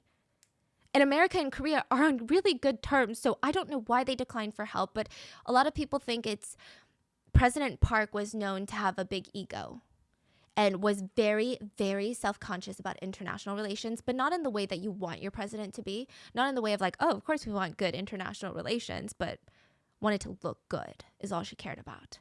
So the U.S. Navy vessel just loitered around waiting to be used at any given moment. They're like waiting to be called in because, you know, it'd be a shit show if they just went in there. But the call never came. The rescue could have been so successful, and these Marines are specifically trained in air-sea rescue. No way. The Korean Coast Guard, they were more like patrol people. They patrol to make sure that there's no illegal fishermen from other countries fishing in their seas. So it's literally security guards versus actual policemen. That's the gravity. Yo. No, it's security guards versus U.S. Marines who are trained to do this exact job. And y'all niggas just... Most of the Korean Coast Guard was on a job to look for illegal Chinese fishermen, literally. That was their job. So the U.S. Navy, why were they not used? I still don't understand. So one thing that you notice that's a problem is that all of these officials who get paid by the state, by government tax dollars that the civilians pay, they don't want to be the ones to make the call. They don't want to be the ones held accountable. So everyone keeps pushing responsibility onto each other. And that's what resulted in so many of these different vessels and helicopters just waiting around while people are dying. But there are heroes in this story. So do you remember the first emergency call made was by a student, Chue? Mm-hmm. He stayed on the phone with emergency services, trying to give them the exact location of the sinking ferry. So then they should know there's kids in there. Yeah, exactly. What He the tried to give the exact location because, again, I don't know why this was such a problem. I don't know how they didn't know where the exact location was. But remember the 2.5 hour delay? I guess they were thinking the boat was closer to Jeju because they didn't factor in the delay, but they were closer to Jindo Island, so it was a mess. And Choi, he was sad that he wasn't able to call his parents. The information that he was able to provide to authorities was very crucial. Choi's body was found, and his parents were really confused because, you know, a lot of these other kids, they all had cell service and they called their parents, but they never got a call from their son. They were later told that he was the one on the phone with emergency services. And they said, you know, it made sense. We're just so proud of him, and we think that God brought our boy into this world for this purpose, to try and save people. While Captain Lee and a few of the other crew members escaped, there were some crew members who refused. Park Ji-yeon, Chung Hyun-sun, and Kim Gi-won, they stayed aboard the ferry to help the students. All three went down with the sinking boat. Park Ji-young was the youngest part-time worker of the crew. She was just 22 years old. I mean, she's barely older than these high school students. 2 years prior to this, her father passed away and her mom didn't have enough money. So she dropped out of school and started working. She was one of the first to have an easy escape. She was like near the dock. She could hear the kids though, and the PA system was still telling them to stay put. So she runs to the ship, took off her life jacket, gave it to a younger kid nearby who didn't have one. And like I said, she's basically a kid herself. She starts stumbling, running as fast as she can through the halls and yells for the students to evacuate. She's handing out life jackets. She tells them to jump ship. She guides some 50 students to the civilian fishing boats who lift them out of the water and into the boat. One survivor remembers grabbing Park's arm and saying, okay, just come, jump in the water with us. Like, you don't have a life jacket, but I'm going to hold your arm. And she said, after saving you guys, after saving the rest of them, I'll get out. Crew goes out last. And then she just disappeared again to save more kids. She kept going, and the last time someone saw her alive was going deeper into the water where it was already chest level to see if there were more students. Fuck. Her body was later found floating face down. Still no life jacket. Even in her last moments, she never wore one because there wasn't enough life jackets for both passenger and crew. 2 other crewmates, Chung Hyun-sun and Kim Gi-won, they refused to escape with cowards. They wanted to save the kids. Chung and Kim also could have been very easily rescued, but they decided to go back down and help the children. They were both 28, and they were actually getting married later that year to each other. Their bodies were later found as well, and they had spent their last moments saving children. These 3 part-time crew members would formally be recognized by the government as national martyrs. It's just not fair. It's not fair that people who be on bullshit get rewarded life, and the people who literally sacrifice their lives are rewarded. That shit is not fair. That shit is not fair. That shit is not fair. Because it was just such a stark contrast to the captain and the crew. I mean, most of the crew who were among the first to abandon the ship. Young Dae-hong was another crew member that went down with the ship. He's 45 years old, and he called his wife. And he told her, this is where you need to find the savings for our teenage son's college tuition, okay? And when she tried to plead with him, he told her, I love you, but I can't talk. I have to go save the kids. His body was found a month later, and his face was unrecognizable, and there was a walkie-talkie found near him. Soo-young was a young teacher, and it was her second year teaching at Tanwon High. She was very young, and it was her first year on the school field trip. When the boat started sinking, she texted her mom, Mom, the ship is sinking. Her mom called her and was like, hurry, put on a life vest, and she responded calmly, Mom, the students are all wearing life vests, indicating there weren't any more for her. She texted her boyfriend after this and said, I'm sorry, there's no more life vest. Thank you, and I love you. And he calls her and she says, I can't, I'm sorry, my battery is low and some of the students still need to call their parents. Her last words were, "I love you, thank you," to her boyfriend. Another teacher was Ko Chang-suk, and Mr. Ko was a PE teacher. Oh my god, this picture. This is the PE teacher. He was a PE teacher for the last decade. And at his old job, before he got to Tanwon, there was actually a fire in the school. And he was given like an award by the school because he ran in head on into the fire to save students from the burning fire. He also went down. And I mean, there was no question what he was going to do. He was going to save the kids. He left behind a loving wife and 2 sons. His body actually wouldn't be recovered until 3 years after the incident. Bro, what? There was a memorial service held for him, and a student came and said, "Mr. Ko could have escaped early, but he stayed to take care of us until the very end." I'm trying to figure out why did the people that escaped, like none of them were like, all right, bet. We escaped. Cool. All right, we know how to get the fuck out of here. Get the fucking kids. Go back. Like nobody just thought of that. That's so mind-boggling. Like, y'all niggas is mad selfish, bro. How could you be so fucking selfish, dog? So these are all heroes, and like, how could... It's not really a heartwarming story, though, where you feel good in the end. You're like, yes, the hero won, because nobody wins. There's like way too many villains in this one to even get close to the number of heroes. There's another story, though, on the boat where a 6-year-old girl, this reminds me of Itaewon, but a 6-year-old girl was there with her parents and her 7-year-old brother. So they were part of the passengers that were going on vacation to Jeju. She was passed one by one from adults to the water to one of the fishermen's boats. All the way. Her parents and her 7-year-old brother would all perish. Everyone worked to get this girl to safety, and she would be the youngest survivor of Sewol. Now, civilians were the only hope for these children because of the government, the authorities, they were doing nothing. Like I said, most of these boats saving these people are civilians, fishermen, commercial fishermen, just regular citizens, not government workers.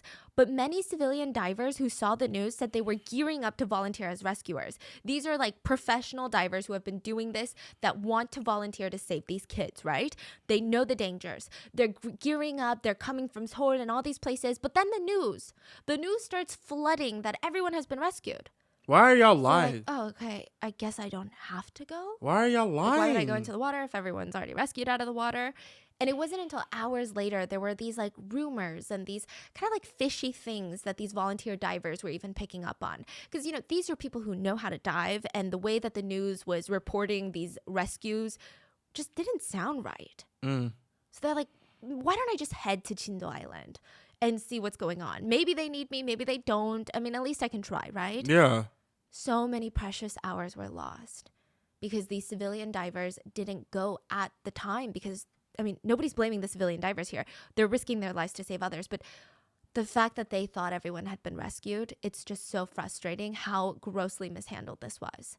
Many of the civilian divers, they volunteered and they started arriving at around 4 p.m. that day.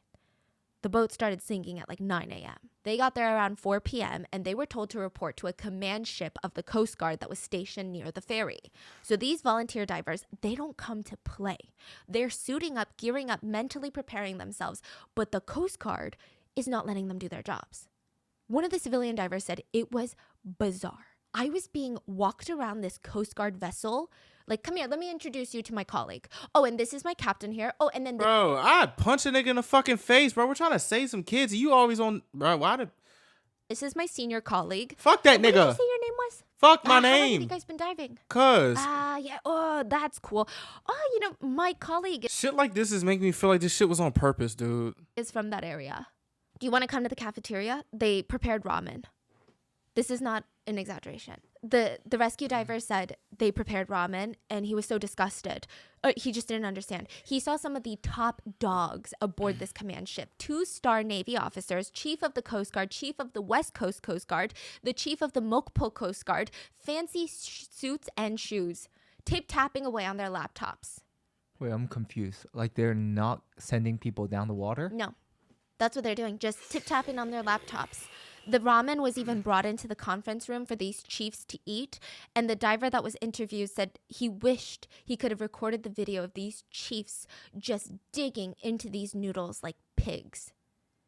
They said they ate the ramen noodles, had a meeting for 5 minutes, and then the chiefs were like, well, we got other places to be, so bye. He was sickened to see that the chief of the West Coast Guard went to a press conference like immediately after this, the whole ramen debacle, in his uniform with all of his badges, and stated, as of today, 164 vessels, 24 aircraft, 178 special rescue workers are doing our best in conducting a search of the area. See, now if I say these people need to get assassinated, I'll be a bad person. Just to rectify the situation. I'll be a bad person. I'm not condoning that, but that is what came into my mind. To be honest. You know? To be honest. Like some shit like that. That shit make you mad. That shit make you furious, bro. That shit make you furious, bro. Because now you playing in people. I'm sorry, Stephanie. Like, that shit make, bro. Niggas is real life they're playing with people now. They're playing with people's lives. They're really playing with people's lives, bro. They think this shit is The Sims. Like that, nah, bro. You need to get these niggas the fuck up out of here. Jail. You need to jail these niggas. Y'all need to jail these niggas, man. Fuck that. Fuck all of that. Jail these niggas. Put these niggas in the pen. Put them in a cage. The civilian diver had no words. Just no words. But he's not alone. Many of the civilian divers came forward anonymously later to say that the Coast Guard would not let them do their job. And it wasn't even a job. They're volunteering. Just wouldn't let them do it. It was just nonstop like, oh, come meet my colleague. Oh, are you sure that's up to code? Your diving suit? Are you sure? What is it made out of? They're like, what is your deal? Let us go save some children right now. So the parents, now remember how the parents wanted to rent a boat to go out to sea for themselves and to save their children. Mm-hmm. Well, the very first day, a group of the parents do rent a boat and they go to report back to the others what's going on. And one dad screamed, "They told us civilians can enter the water, but the Coast Guard can't." What is this? What? They're basically saying, oh, you want to dive in and get your kid? Dive in and get your kid, but we can't. He's screaming, what is this? What is this? The civilian diver, one of the civilian rescue divers, had volunteered to go on the boat with them. And he was explaining, like, with these conditions, the Coast Guard should be going in. The conditions are calm. This is like optimal rescue conditions right now. I just want to, I'm just imagining some of the comments because, the comments are going to be so like, so just it's a variety of comments. I really want to see somebody in this comment section of this video actually try and justify this bullshit that's happening. I dare somebody to, because this shit don't make no sense. How the fuck can you justify any of this? And I'm not even talking about the people who stood idly by because they didn't know what was going on. I'm talking about the people that knew, like these chief officers eating ramen and like. Ugh. Earlier that day, civilian fishermen would try to break windows to save people, but the Coast Guard said, no, we can't do that. So they can't break windows, they can't go into the ferry before it sinks. This shit was on purpose, bro. And now that part of the ferry is sunken, they can't try to rescue people by diving. They can't do anything. What are you doing? Why do you exist? Why do you have a job? A reporter asked a parent who saw the ferry sinking and said, and what are the Coast Guard doing right now? And he says, as of right now, there is nothing they're doing. April 16th was the morning the boat started listing, okay? Now, at 10:52, reporters went out to the scene and still nothing was being done. 10:52 p.m., a whole day had passed. Like 14 hours later? Yeah, and nothing was being done. Let me show you how calm the waters were. You're saying 14 hours later the boat's still sinking? Yeah, it's still actively sinking. And this is like, you need to dive in. So what happens on these boats is time is of the essence. Of course, the golden hour was the first hour and a half that the boat even started listing, way in the morning at like 9 a.m. When the captain was like, tell everyone to stay in their cabins. That was golden hour. Almost everyone could have been saved had they just gotten to the deck. They would have been saved, okay? Now, the next golden time was considered the next 72 hours because there's actually a phenomenon that's quite common where there's air pockets inside of boats. So these divers need to go in and get these people inside of these air pockets. So if you're in a room where no water has seeped in, which is sometimes possible, you're alive. You have about 72 hours. So these divers need to get down there and hope that there's a lot of air pockets. Yeah. Even there, if there's one person, they That's should be everything. doing everything. Yes. This is how still and calm the water was. Do you see how it's dark? Where are all the Coast Guard vessels? Where are the divers? This should be lit up like a command center. This should be lit up like the 4th of July. This is what it looked like. What the fuck? They just left It's it. the most peaceful water. There's no waves, really. They just left. Nothing. That's disgusting. They just left it. Nobody, not even people came to clean it up. Y'all just left it there?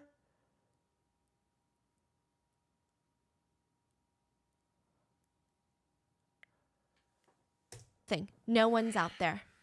During press conferences, the Coast Guard made it seem like it is pure chaos out there with our rescue efforts. We've got how many ships, how many people? Oh, you guys, South Korea, just you wait. Coast Guard's got you. This is what it looked like.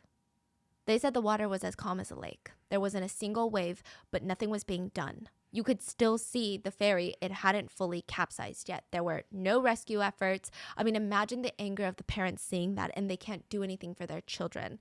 They were yelling at their boat to the Coast Guard, do something. They screamed, they're alive, you have to rescue them. The Coast Guard never responded. All they did was circle the Sewol Ferry over and over. What's their excuses now? They said that they had to survey the area. That's the thing that they constantly say in this whole tragedy is they needed to survey the conditions. They needed to make sure they could go in. I don't get it. Who's in charge? I'm so confused about this. Every Coast Guard official is saying a different thing, but all of them have the same message of we're doing everything we can. Bruh. But nobody's doing anything. Y'all niggas doing everything y'all can, but y'all snacking on ramen, leaving the shit in the water just to fester while it's still actively sinking. I just don't understand the lies.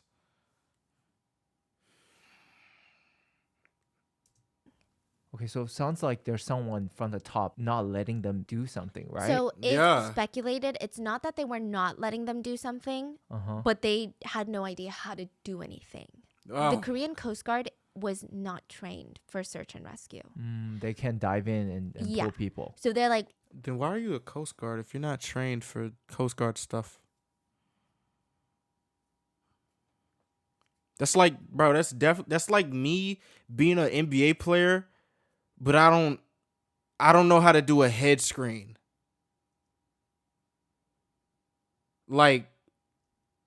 Although it's very common, but it's not as you have to learn shit like what?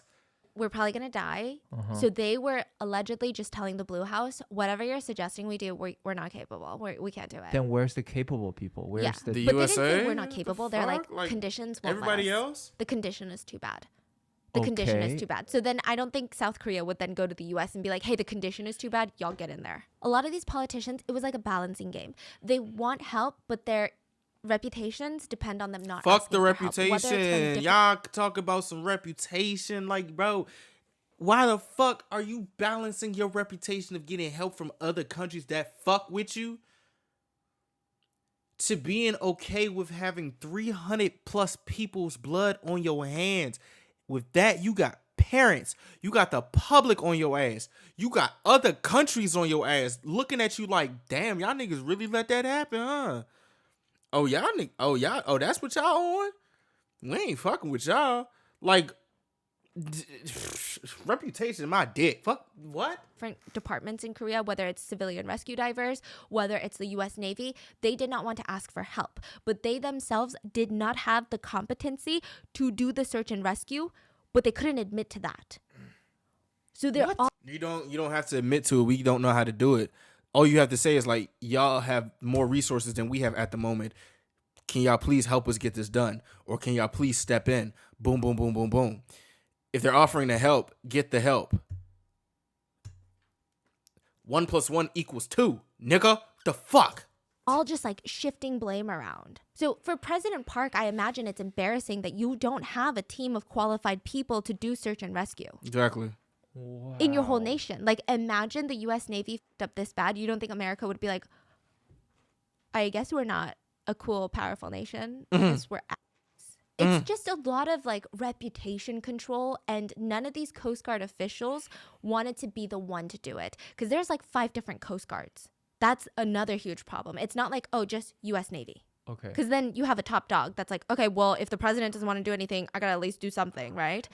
But there's like the Mokpo Coast Guard, the Coast Guard of the West Coast, the regular Coast Guard.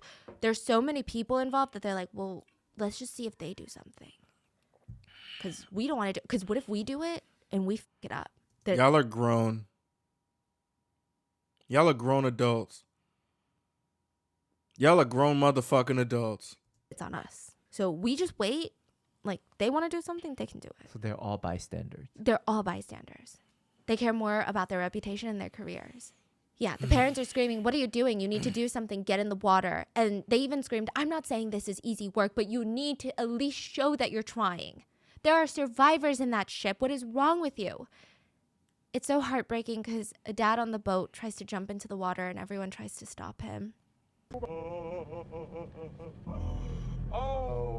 And what's crazy about this is that the Coast Guard official documents report that they were doing underwater rescue efforts at that exact time that the parents are out there watching them. There was no such thing. So how do your report say that you were doing intensive underwater rescue? They stated that they did rescue all night long, but all they did was get on a little boat and circle the capsizing ferry. At one point, one of the Coast Guards drives up close to it and just like knocks on the ferry. It's like, a parent who saw that said, I can't believe I was inches away from my child and all I could do is helplessly watch him die. So the parents, the reporters on this boat that saw this, they saw the discrepancy of no actual rescue efforts being done. They recorded videos of it, sent it to all the major news network. So the reporters on there were a lot of trusted reporters by parents. Did you know at first the parents were allowed a boat out there by the Coast Guard and it was filled to the brim with mainstream media news reporters? There wasn't enough room for parents. The parents forcibly like kicked them out, but just the disgust. That these media reporters were like, well, I know that we said 2 seconds ago that we already rescued everyone, but like, can I go take some more pictures out there? So their trusted reporters went out with them and they sent all of these videos to mainstream major news networks. Not a single one of them aired it. Not a single one of them talked about the discrepancy because they were under President Park. President Park was known as a very, very fascinating woman who loved to bully reporters and mainstream news medias. Well, fuck her. So they're like, this makes her look bad, so we can't post it? Yeah, because then we're going to be on her list. Okay. That was the very first day and night of rescue efforts. Niggas ain't got no balls, bro. Nothing. The next day, April 17th, I guess they're all scared, doesn't but get any better. There's still no control tower, no organized operation. Nobody has one person that they're really reporting to. Even the president, President Park, she was MIA for 7 hours, the first 7 hours of the incident. She was nowhere to be found. What? We're going to get to it later. So the president and the prime minister, they visit the area in Chindo Island where the parents are gathered. Apparently, a boatload of politicians, lawmakers, and parents had gone out on a boat to go visit the Coast Guard. And parents were disgusted. I wish I was eloquent. I wish I could describe to you what kind of emotion that must have been. But the parents said they stood there and they watched the Coast Guard point at maps. They watched the politicians in suits go, It was like watching people pretend to do a job. It was like watching a skit. They felt like they were losing their minds. The Coast Guard is saying things that they know are not true. Like, we worked so hard last night to do underwater rescue. They're pointing at random maps, pointing at pictures of inside the Sewol Ferry. Parents get out onto the dock of the Coast Guard vessel and they see divers go under the surface of the water, kind of like flap around for 5 minutes and then come back out. They said it's like a sick joke.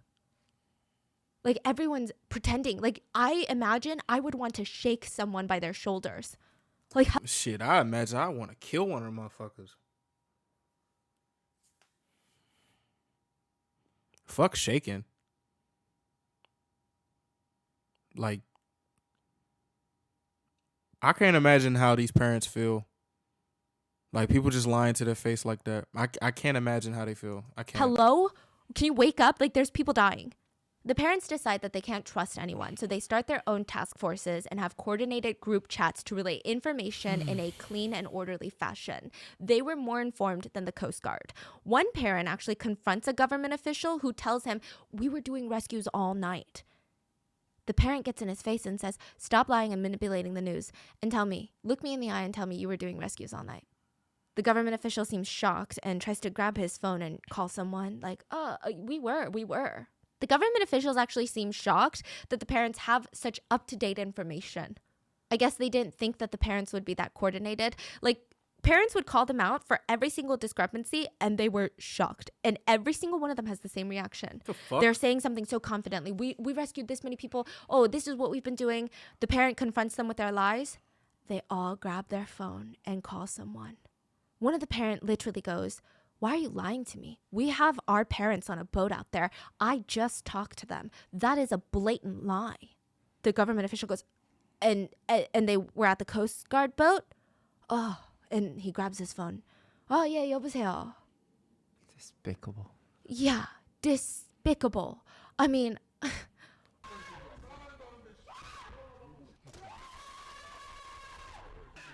now, at that moment, the prime minister shows up at the Chindo gym, and he's second in charge to the president in this country. I guess nobody informed him that the parents are not in the dark on all of this, that the parents are not going to be like, "Thank you, prime minister, for your efforts all night long." Because I think he walked in expecting some things and questions, but instead he was chased down and had water bottles thrown at his face. Good. Open water bottles, which I think is symbolic in hindsight. Yeah. In the end, police protected him and escorted him out. President Park Geun-hye also visited with this whole entourage of I start security throwing and a chair at this politicians. nigga, bro. Parents were a bit more receptive to her because at the end of the day, this is the most powerful person in the nation. If anyone is going to help them, it's going to be her. So even if they hate her, they can't show it. But they were let down once more. She stated, "I just went to the rescue team, and I want to assure you guys all the government mobilized all resources and personnel to retrieve the victims." The Coast Guard chief also goes up next to the president and claims that he has sent 500 divers to the rescue. The parents know that this is a blatant lie. They are enraged. They start screaming at the chief of the Coast Guard. And side note, there's video of this, and President Park doesn't even seem surprised that the parents are screaming at his lies, almost as if she knows very well herself that those are blatant lies. Because I imagine if I'm the president and my chief just lied to me, I'd be like, why are they booing that? But she looks like she was expecting it.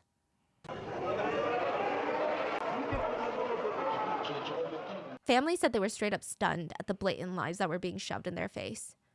It was unbelievable. Also, Park Geun-hye starts using this as an opportunity to say that nobody cares about. Like, their kids are still out there. They want rescue teams. And she states, "So what we're going to do with this is an opportunity to conduct a thorough investigation on the cause of the accident and severely punish those involved." That's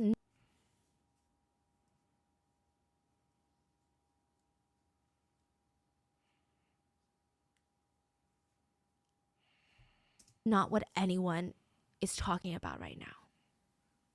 That was the whole second day of the rescue. The second most valuable day. That's how it went. Spend The it third bullshit. day, April 18th, a lot of developments took place and none of them were good. The Sewol Ferry was now fully submerged. Oh my God. Parents went out and they couldn't see the boat anymore and they cried. Government also let a private company step in for rescue efforts. A company called Undyne started to lead the rescue attempts, but it was more of a recovery attempt. It was like a half rescue, half recovery. So there's still a chance that you can live 72 hours in an air pocket, but it was guesstimated that most of the bodies being retrieved would be dead, so it'd be a recovery attempt. Now, they sucked. Undyne sucked so bad. I think that this was just like a government contract bid that won. I don't even understand how they were in control of this. Now, the idea from the get-go was the Coast Guard or someone, since the Coast Guard is useless, would inject air into this Sewol Ferry. This is going to help with multiple things. It would hopefully improve its buoyancy, and this is very important because if the boat is fully submerged in water, it's going to start sinking, and divers cannot be in there when it's sinking to the bottom. So they need it to somewhat still be near the surface of the water, makes it easier for rescue or recovery. And if there is human life, injecting air could help those air pockets survive longer. That's what Undyne was here to do. The Coast Guard couldn't do it clearly, so Undyne is here. They should have done this like first thing when rescue started, but the Coast Guard didn't have the tools. So on the third day, they're like, we're bringing in a private sector. Okay, we're bringing in the private sector. Undyne's going to do this. And Undyne comes in with these massive air compressors. They're old. They're industrial use, not compatible with human life. Bruh. Meaning if you injected this into a room, you'd probably kill the people in the room. Oh my fucking goodness. The air is like auto gas air. And they're super old and outdated. I mean, what? But Undyne Marine shows up with these compressors, like with their full chest. They're like, yeah, these are the ones. Like, are you not even ashamed? Not only do they not have the proper equipment, but they also don't have the experience. Again, the U.S. Navy was nearby and offered their assistance once more. They said, we have new compressors, and we also have qualified professionals that utilize these compressors and have done rescue efforts such as this one. They were denied. South Korea said, thank you, though. The fuck? But no. This day also marked the first discovery or recovery of bodies. 3 bodies were recovered by civilian divers, but mainstream media said all of it was due to Undyne. Undyne recovered these bodies, and that makes me so mad because these civilian divers gave up a lot to help. They were not part of the Navy or the Coast Guard. They were moms and dads, corporate employees, professional divers in other industries. Just regular stay-at-home people, bro. The only thing that these divers had in common was that they liked to dive, they were good at it, and they wanted to help people. So they left their homes and their families to drive to this southern part of Korea to do the most important dive of their lives.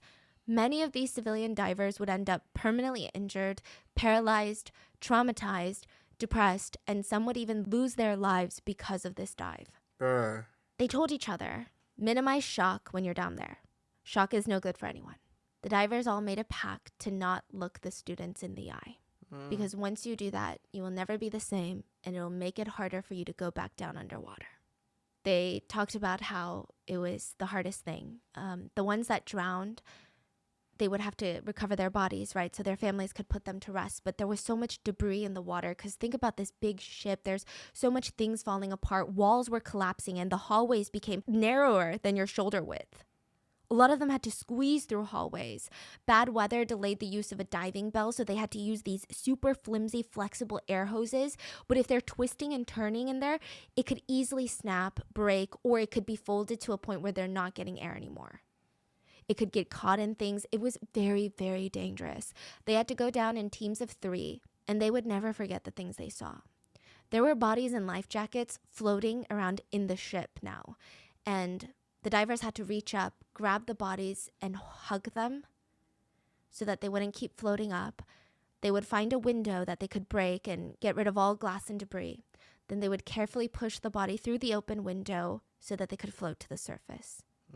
If a body was found without a life jacket, 2 divers, one diver would have to wrap their arms around this dead body, and the second diver would have to pull them through a rope to the surface. The divers said they found many of the students hugging each other, holding each other, or tied together. They said how hard it must have been for those kids. With the cold water rushing in and the darkness coming over them, I thought to myself, why did I even offer to volunteer with this if I can't even save one life? Most of the students had broken fingers. They tried till their very last moment to break the doors or windows to escape, breaking their fingers in the process. After seeing this, a lot of divers would never be the same. Kim Sang-ul, one of the civilian divers, said he was at home when he watched the news and his diver buddies called him up and was like, you need to get here now. We need to save some kids. So he drove hours from his house in Seoul to the southern coast. He spent 2 months away from his family, risking his life to squeeze into these small openings, these dangerous conditions, to find bodies. They worked in 3-hour shifts. He did it for 2 months? 2 months. God 3 damn. hours of rest, 3 hours of diving, 3 hours of rest. But like the other divers, he was having a hard time resting no matter how exhausted he was. The stress of the dives wrecked his body. The anxiety wrecked his body. Finding these water-bloated corpses of children, he said he could never get that image out of his mind and he had nightmares anytime he closed his eyes. He said, we were touching each of these children with our bare hands as we brought them up. Even now, I can't hold my wife or children. I can't stand skin. In addition to the psychological trauma he suffered a shoulder injury that needed surgery. So while he was diving, a luggage compartment in the Sewol broke open and massive luggage tumbled straight onto his shoulder. He had to get surgery, and he says he drinks every day now. He just drinks because it's his medicine. In the end, his biggest regret isn't even volunteering. His biggest regret was getting there too late. He said, I couldn't even save one person. Many of the civilian volunteers, they all went through so much. So 43-year-old Kim Kwan-ong, he helped bring back 25 bodies. At one point, he lost consciousness during a dive, got swept away in the current, was saved, had to go to the ER for treatment. He stayed in the hospital for 3 days. The minute he got back out, he was back in the water. He went into places where the Coast Guard weren't even attempting to go, not even pretending like they were going to go. He went to places the Coast Guard deemed too dangerous, and he brought back children in his arms. He said, the victims were tangled together in their utter terror, and I prayed and cradled each one of them as I brought them up. The divers did their best while the country did nothing. The country did nothing, especially for the divers. Do you know what the divers got in exchange for their contribution? Nothing. Okay, his only thing that he got, the only reason he did this was for the families of the victims, to give them closure and to do right by the children of the nation. But his body was wrecked. He cannot dive anymore. He has mounting hospital bills. He has paralysis in his left thigh. The government refused to deem the 39 injured civilian divers during the search operations as wounded by righteous causes, which would allow them to get health benefits and not have medical bills. In fact, the government actually turned their back on volunteer divers. They tried to charge a few of them for negligence when a diver died during a mission. They said, well, it's because of you other divers didn't check his equipment. But the Coast Guard was never held accountable. Divers had to go to court to explain, I am not responsible for another diver's death. I am just volunteering to save bodies. The divers that all tried while the Coast Guard did nothing, they were being used and abused. In 2015, Kim testified about the trauma that he suffered from handling all the dead bodies during the rescue efforts. He said he cannot forget it. He will never forget it. And in 2017, he took his own life. His final... Bro, like, this shit is...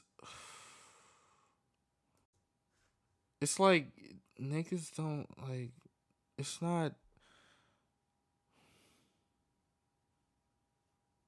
Shouts out to the people that helped, bro. Like, this is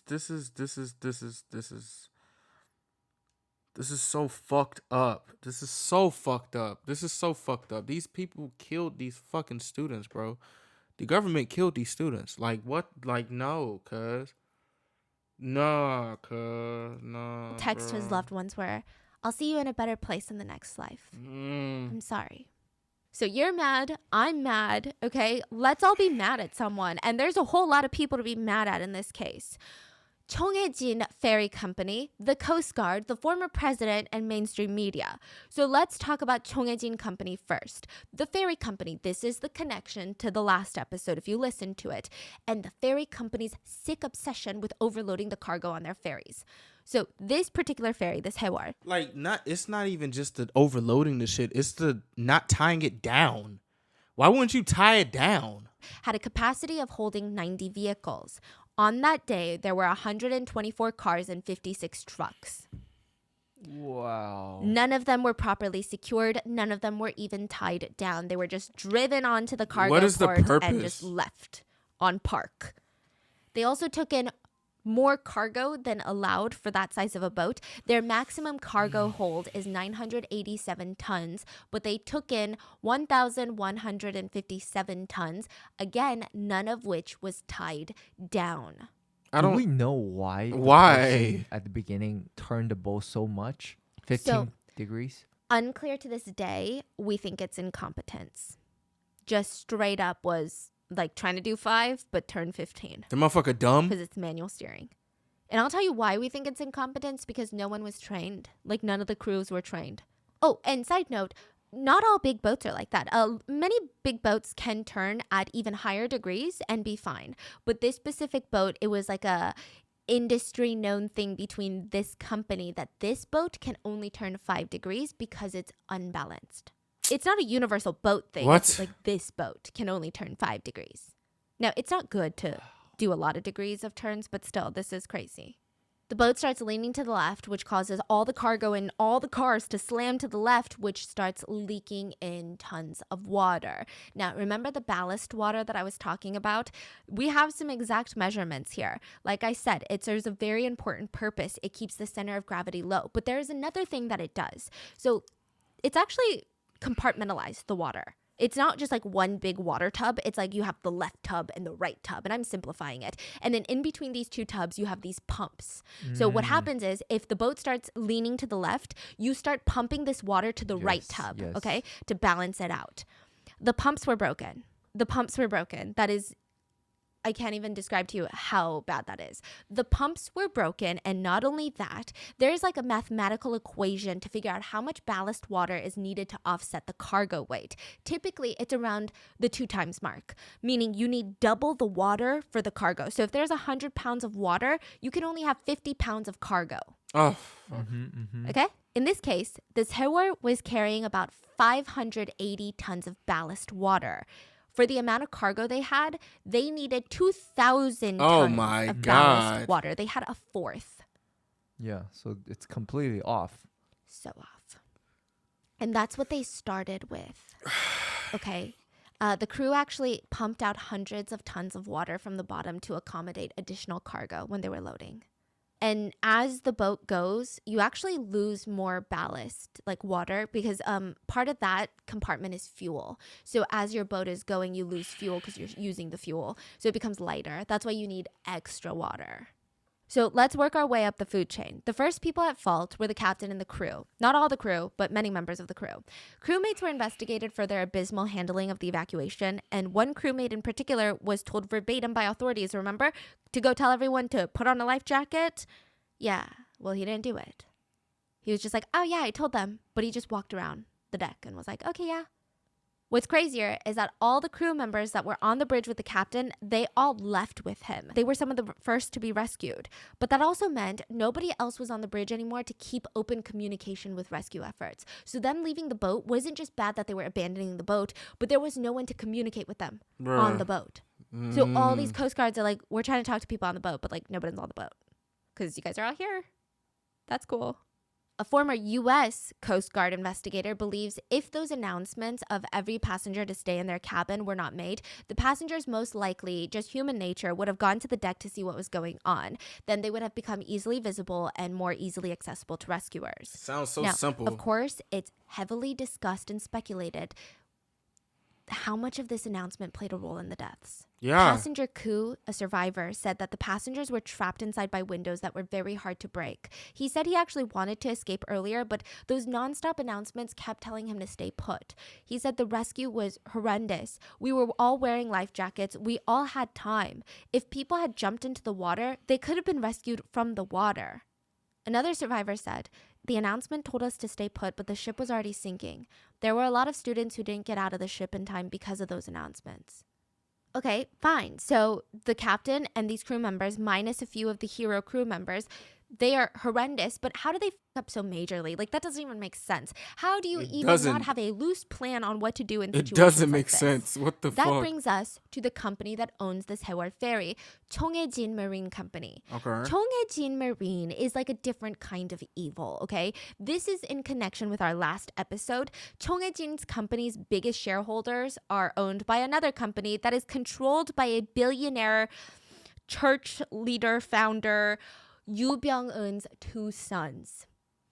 And in recent years, it was discovered that the Yoo family received a total of at least $3.82 million from the ferry company. They got paid out, like about $4 million from this ferry company. And you're like, okay, that's great, right? That means the ferry company is doing well. No, the ferry company was in financial ruins. What? The year before the sinking, they reported a loss of $800,000 that year. They were cutting down on spending because the bottom line wasn't making sense. And you know where they were cutting down on spending? It was not to give their shareholders money. It was in the training and safety department of employees and new hires. Bro, what the fuck? Prosecutors discovered that so much money was being funneled to the billionaire family, nothing was left for the actual company. Nothing was left to train the employees. The company company was so starved of funds that they spent only $2 on the safety training for the Sewol's crew members. $2. You get hired, the company spends $2 to train you. And do you know what that money was spent on? It was not an actual training. The $2 was spent to buy a fake paper certificate that said you are now qualified to be a crew member. You have done your safety courses. Life jackets, life rafts were left uninspected from the 90s. And the life jackets weren't even stored where they were supposed to be, which is on the upper decks or near evacuation points. They were stored in the passenger cabins. Crew members who worked for the company admitted in interviews they would have had no clue what to do in case of an emergency. They've never had an evacuation training or a drill. To put it in perspective how horrendous that is, the U.S. Coast Guard regulations require passenger vessels to hold an abandoned ship drill and fire drill every single week. And it's not even like a hee ha ha we did it moment. You have to lower a lifeboat onto the water and start the engine of that lifeboat. That is the full drill. So it's a full-scale drill. Okay. Clearly, the Sewol did not do this, and Korean Coast Guards never regulated or followed up to any of the drills or training. But that still doesn't explain why the ship sank. Well, we have the overloading of the cargo, we have the ballast water, but there's actually more. All of that is making the balance of this boat just unstable, okay? It's becoming more and more top-heavy. The center of the gravity is not good right now. But it was worse because Chonghae-jin bought the Sewol Ferry from another company and modified it and added 2 more levels on top to accommodate passenger cabins, which would bring in more money for them, raising up the center of gravity even more, making it extra top heavy, which you don't want. They also underwent major renovations to create an art gallery where, you guessed it, they housed Mr. Yoo Byung-eun's art, or should I say Ahe's art, that he would sell to them at inflated prices. In the boat? In the boat, there was an art gallery with, also more weight was added because they added these marble slabs, thick marble slabs to showcase his work. Fuck your work, And the nigga. That company shit knew drowned that with... what they were doing was dangerous. You can't even act like they were ignorant because it was discovered that between 2003 and 2011, Chonghae-jin had 5 crashes prior to the sinking of the Sewol Ferry. It was even recommended that their license be suspended or revoked, but that never happened. They actually purchased more ferries after 2011. What? They were also asked in 2003 to stop using the Mangol Channel because you don't know what you're doing in there. You guys were in an accident in there. But they continued to use it because it shaves off a precious 7 miles on the trip to Jeju, which is 7 miles of fuel that they're saving on.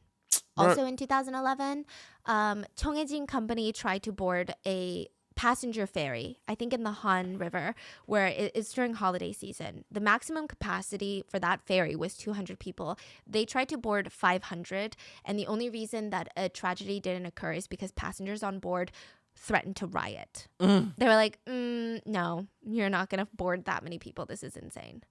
But that's how blatant they were in bending the rules and putting lives in danger. Dock employees had even complained that anytime they helped load or unload the Sewol, it would just roll around in the water.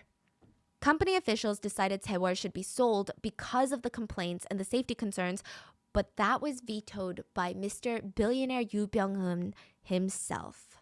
The executives instead started repeating the new mantra for the company, which was load as much cargo as possible. What the? None of the cargo was ever chained or lashed down, meaning it would just smash around. The saddest part to all of this is that all the overloading of this Sewol, it brought in an extra $3 million. That is $10,000 for every passenger that died.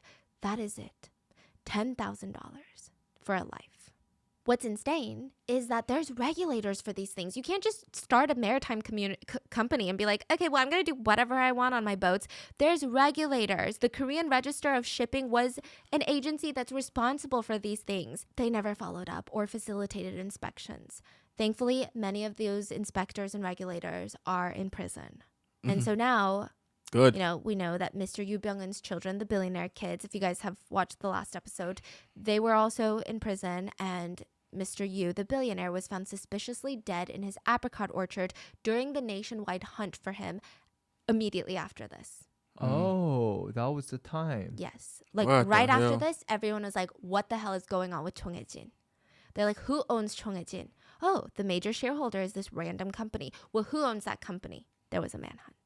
Now, it is speculated, and I think all these people should be in jail, by the way, but it is speculated that the manhunt for them was a very smart tactic for the President Park at the time, because she was putting a lot of heat on the family versus government response. She was saying, I mean, government response was bad, but like, this is the reason it even sunk in the first place. So more blaming. Yeah. So the corruption and incompetence does not end there. What about the Coast Guard? I mean, I don't think I need to reiterate how badly they dropped the ball on this, but it was horrendous. Like, they should be ashamed to even wear a uniform. The first rescue vessel, Coast Guard vessel 123, they went to the ferry and they waited 20 minutes before they even rescued the captain. Because they're like, well, we got here, but we don't know what to do. So they just sat around until someone was like, I guess you could send a small boat and try to rescue someone. Do you see anyone? What the Yeah, fuck? we see some people on the deck. They're like, okay. It was also revealed that the Coast Guard not only refused to rescue people essentially, but they made it harder for civilians or other nations to help. So when civilians came and they're like, I'm going to try to rescue people, the Coast Guard was like inspecting their stuff, looking at their stuff. Like, I don't think you shouldn't do that. Where's your license? Do you have a fishing license, or were you out here illegally fishing? I'm trying to save people. I'm trying to do your job. They're like the parking ticket police, and people are dying. They also were so bad. Eventually, once it was deemed that everyone was dead, the U.S. Navy and a lot of their professional divers were brought in to recover a lot of the bodies that were hard to find. The U.S. Navy took one look at how the Korean Coast Guard was handling things and said, unless you fix this list of insanely abysmal conditions of safety, we are not sending a single American in there. Oof. So the U.S. Navy and professional divers were finally, after like months, asked to come in and rescue some not rescue, but recover bodies. And the U.S. said, okay, fine, we'll go take a look. The Navy looks around where the ferry had sank. They have a list of the most egregious safety violations that they'd ever seen. And they're like, we are not sending a single American into the water unless you fix all of this first. And the Korean Coast Guard was like, then I guess we'll just figure it out ourselves. They just refused to make it safe for anyone to dive. What the fuck? It was bizarre. The U.S. Navy was like, this is bizarre. Just how unprofessional and unsafe, and ultimately how annoying you're making this and impossible for people to even help you. Like, you can't do your job, but now you're making it impossible for me to do your job. Ridiculous. Now, another thing about the Coast Guard, remember the Mokpo Coast Guard where the first helicopter comes and saves someone, right? Well, another helicopter comes in to save people, and they don't really ever save people because he's just a helicopter driver. He actually asked the head chief of the Mokpo Coast Guard to like get in his helicopter so that they can save people. And the chief was like, oh, I'm really tired from last night's work, and I feel like the helicopter noise is going to give me a headache. So he just sent one of his officers who just circled around the ferry the whole time. And then once all of this starts getting leaked, you know what a lot of these entities do? They start deleting files, mass deleting files. And the two authorities that were also involved, they actually went as far to delete all their CCTV footage from inside their government office building the day of the incident. What? So at first, only low-ranking officials and government officials were investigated and prosecuted. The families were enraged because, let's be real, in the hierarchical Korean society, you think this low-level intern is making the shots? Like, he's making the calls. He's like, no, we're not sending divers in. You think so? No, absolutely not. So they pushed and pushed, and in the end, President Park was facing so much heat, she announced a plan to break up and defund the Korean Coast Guard. She created a new department, but honestly, it's just a PR move. I'm sure most of the Coast Guard was moved to that new department, and the next president, President Moon, would just revive the Coast Guard in 2017, so nothing really changed. Many more arrests were made. More than 150 regulators, crew members, ship inspectors, and officials were indicted, including the captain of the Sewol Ferry. He was charged with murder. And he said, I bow my head, and I just thought if people were leaving the ferry without the proper equipment, they would drown or drift away in the water. So that's why he told them to stay put. Go to hell. Go to hell. Why the don't you stay put then? Yeah. Because he wasn't wearing a life vest when he was rescued, so why don't you stay put? 이런 지시를 받은 적이 있습니까? 기억이 없습니다. With that much guilt and also public hate and scrutiny and a criminal trial, I would rather have died on the boat. So I just think it's so fascinating that some people have such a strong will to live that you would rather kill people to live. Nobody cared what he had to say. In the end, he was found guilty of murder and sentenced to life imprisonment. He was later acquitted and received 36 years in prison instead. What? Yeah. He was How saying, do you acquit that? He was saying, okay, everyone is shifting, even in the criminal trials, this is crazy. Everyone is shifting blame. So he's shifting the blame and saying, yes, I shouldn't have left the boat. I shouldn't have given these orders. But ultimately, everybody died because the Coast Guard didn't rescue them. Bro, this is insane. These are grown-ass people just shifting blame like this. Like, this is grown-ass people with people's lives on the line, and they're just shifting blame. Like, these are real high officials in high places. And the common denominator of shit that's going on is shifting blame. I don't understand why is this such a thing of shifting blame. I can understand if it's a culture shock, but still, dude, what the actual fuck? Why is everybody shifting so much blame? The Coast Guard is saying everybody died ultimately because they were told to stay in their cabins. But it's so this is what they're doing. I know. This is what he looks so disgusted right now. That's your message you put on the fucking PA system. Is what they're doing. Wow. Like, just for that, I think he deserves another life sentence on top. Like, just the audacity of these things. So there were criminal charges levied against 399 people, including the imprisonment of 154 people. 6 survivors from Tanwon High School were subpoenaed for their testimony during the criminal proceedings, and they said, a ferry with about 300 passengers, most of them students, is sinking fast. But instead of staging full-out rescue efforts, the crew members are nowhere to be seen, and the Coast Guard is just watching from afar. 30 students lined up for the emergency exit. The rescue teams didn't arrive, so we started jumping into the water. But eventually, the water got too close, and the emergency exit was no longer available to open. We were waiting to jump. We saw the Coast Guard within arm's reach. They were on the other side of that emergency exit. And we were screaming at them that we're right here, but they just watched. Parents were understandably infuriated with all of this, with all these people and entities, but there was still the problem of the missing bodies. So by the summer of 2014, more rescue teams were sent in, and bodies, at first, there were more found, and of course, it was few and further in between. But at one point, a body was found in an area that the divers already claimed that they had searched multiple times. What? So let's say they said they searched room B on the 3rd floor. They said, we searched that like 10 times. And then a body was found by a rescue diver in room B on the 3rd floor. So of course it brings the question of competency of the recovery efforts yet again. Another body was found, a high school student in a bathroom that had allegedly already been searched 13 times according to official records. Bro, go to so hell. what the hell is going on here? 13 times it showed that it was searched by the Coast Guard. The distrust was only growing stronger, and it's not just people, the divers that are losing the trust of the parents, but it's also the Coast Guard forensics teams. So the way that they would do it is these Coast Guard divers would dive into each room of each level and they would collect a water sample. They would bring this water sample up and then collect another water sample at the surface of the water. They would then test these water samples, and I guess there's certain bacteria or something in the water they're looking for that indicates there are human remains in that room. But if it's a match to the surface water, that means that there is no corpse in that area. So they said they checked it 13 times. The bathroom water was tested 2 to 3 times, and each time it showed that it was the same and consistent as the surface water. What the A volunteer diver found the girl in the bathroom. It is heavily implied that these Coast Guard divers were lazy and just collected 2 samples from the surface of the water and said one was from the bathroom down in the boat, one was from the surface water. Oh, they're a match. There's no body in there. We're doing so well. What the fuck? Nothing. I mean, nothing is going right. The authorities didn't get one thing right, and the dives were getting even more dangerous. And there are actually a lot of more deaths that are associated with this that are not including like the 300 on board. A Navy officer was injured and passed away. An Undine Marine named Mr. Lee passed away during a dive, which I know that we talked badly about Undine, but that's the company, not the employee's problem. He was actually diving when he just lost contact with everyone on surface. So his colleagues went into the water.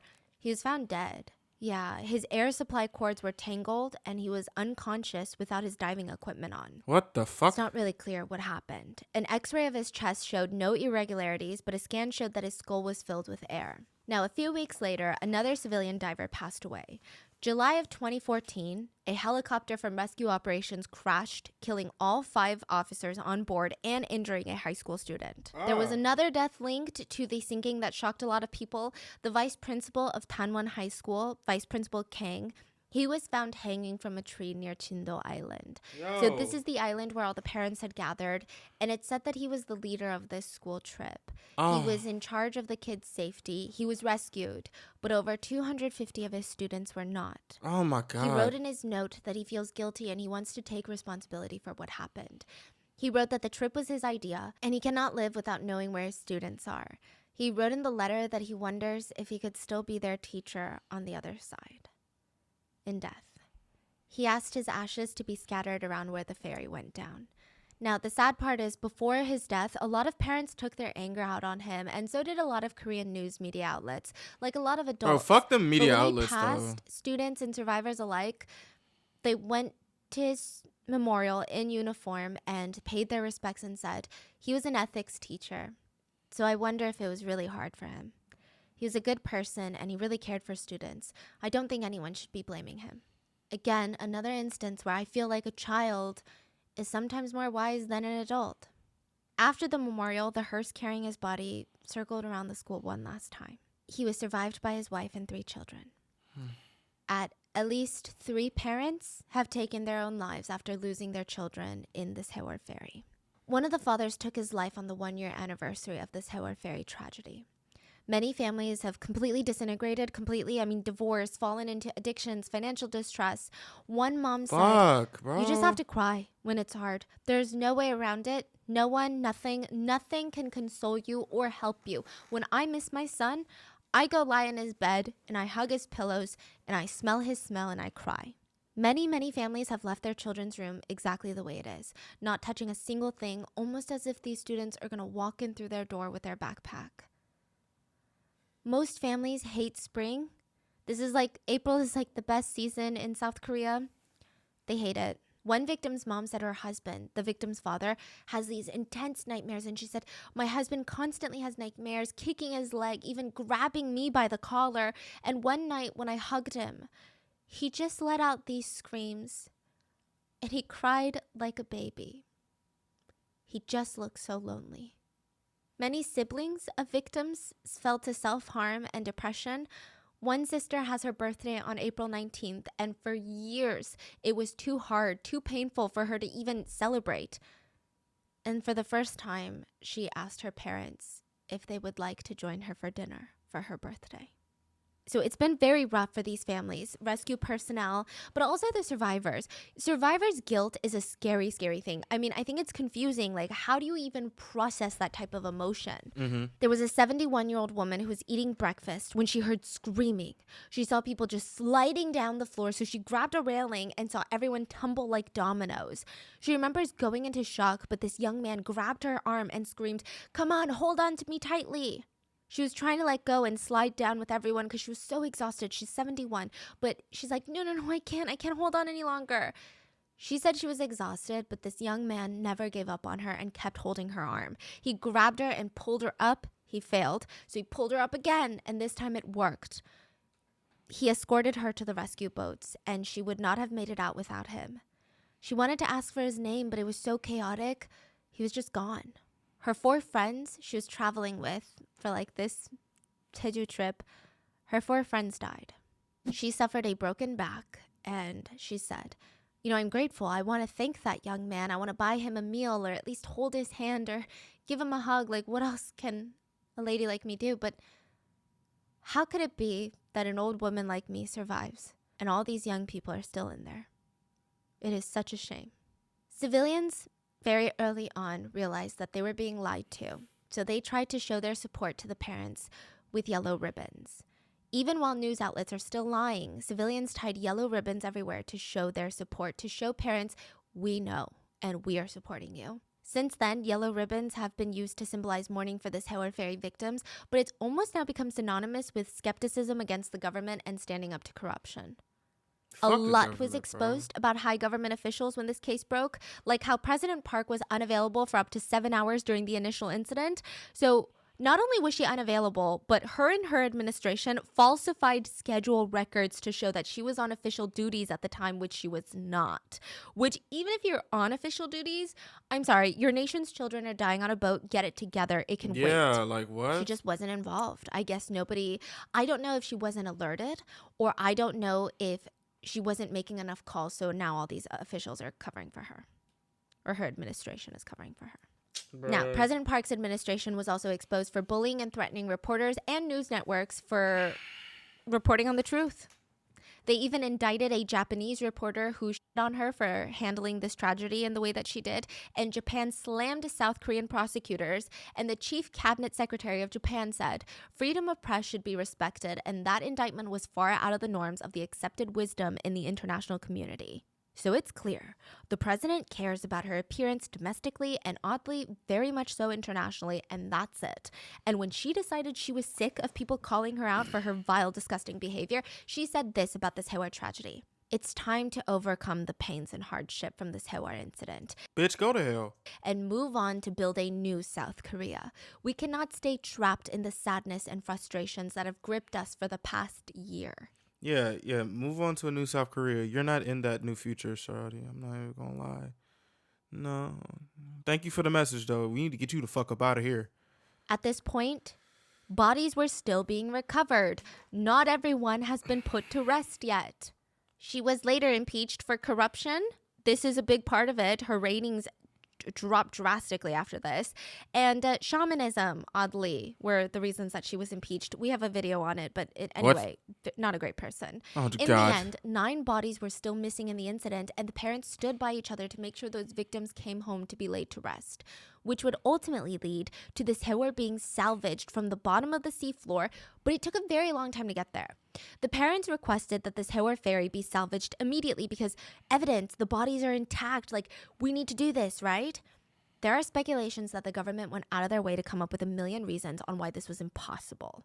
It's theorized that they were scared that the evidence would show incompetence. One big thing that got a lot of people mad was that out of 172 survivors, more than half of them were rescued by fishing boats and other civilians. And it's just on or camera. commercial boats that had nothing to do with the government. One survivor said, I wonder why the rescuers who first got to the ship didn't do anything about 100 or 200, I think, were trapped inside. They were just picking up the ones at the top. Now, can we talk about the salvaging of the ferry real quick? All right. Okay, this is crazy. 2 months, I think it was like 2 months after the sinking of the ferry, 7 private companies brought in proposals. So this happens a lot with these sometimes natural disasters, sometimes national disasters. These private companies will bring in proposals, and it was 7 maritime companies that said, hey, we have a way to salvage the ferry. This is how we're going to do it. This is option A, this is option B, this is option C, and this is how much we would charge the government to do it. Thank you. That's our proposal. It's almost like a government bid. All these companies are trying to get this deal so that they can salvage the ferry. Now, one company in particular had a very unique plan. The problem with salvaging this ferry was not, oh, let's just lift it up by cranes and then bring it ashore.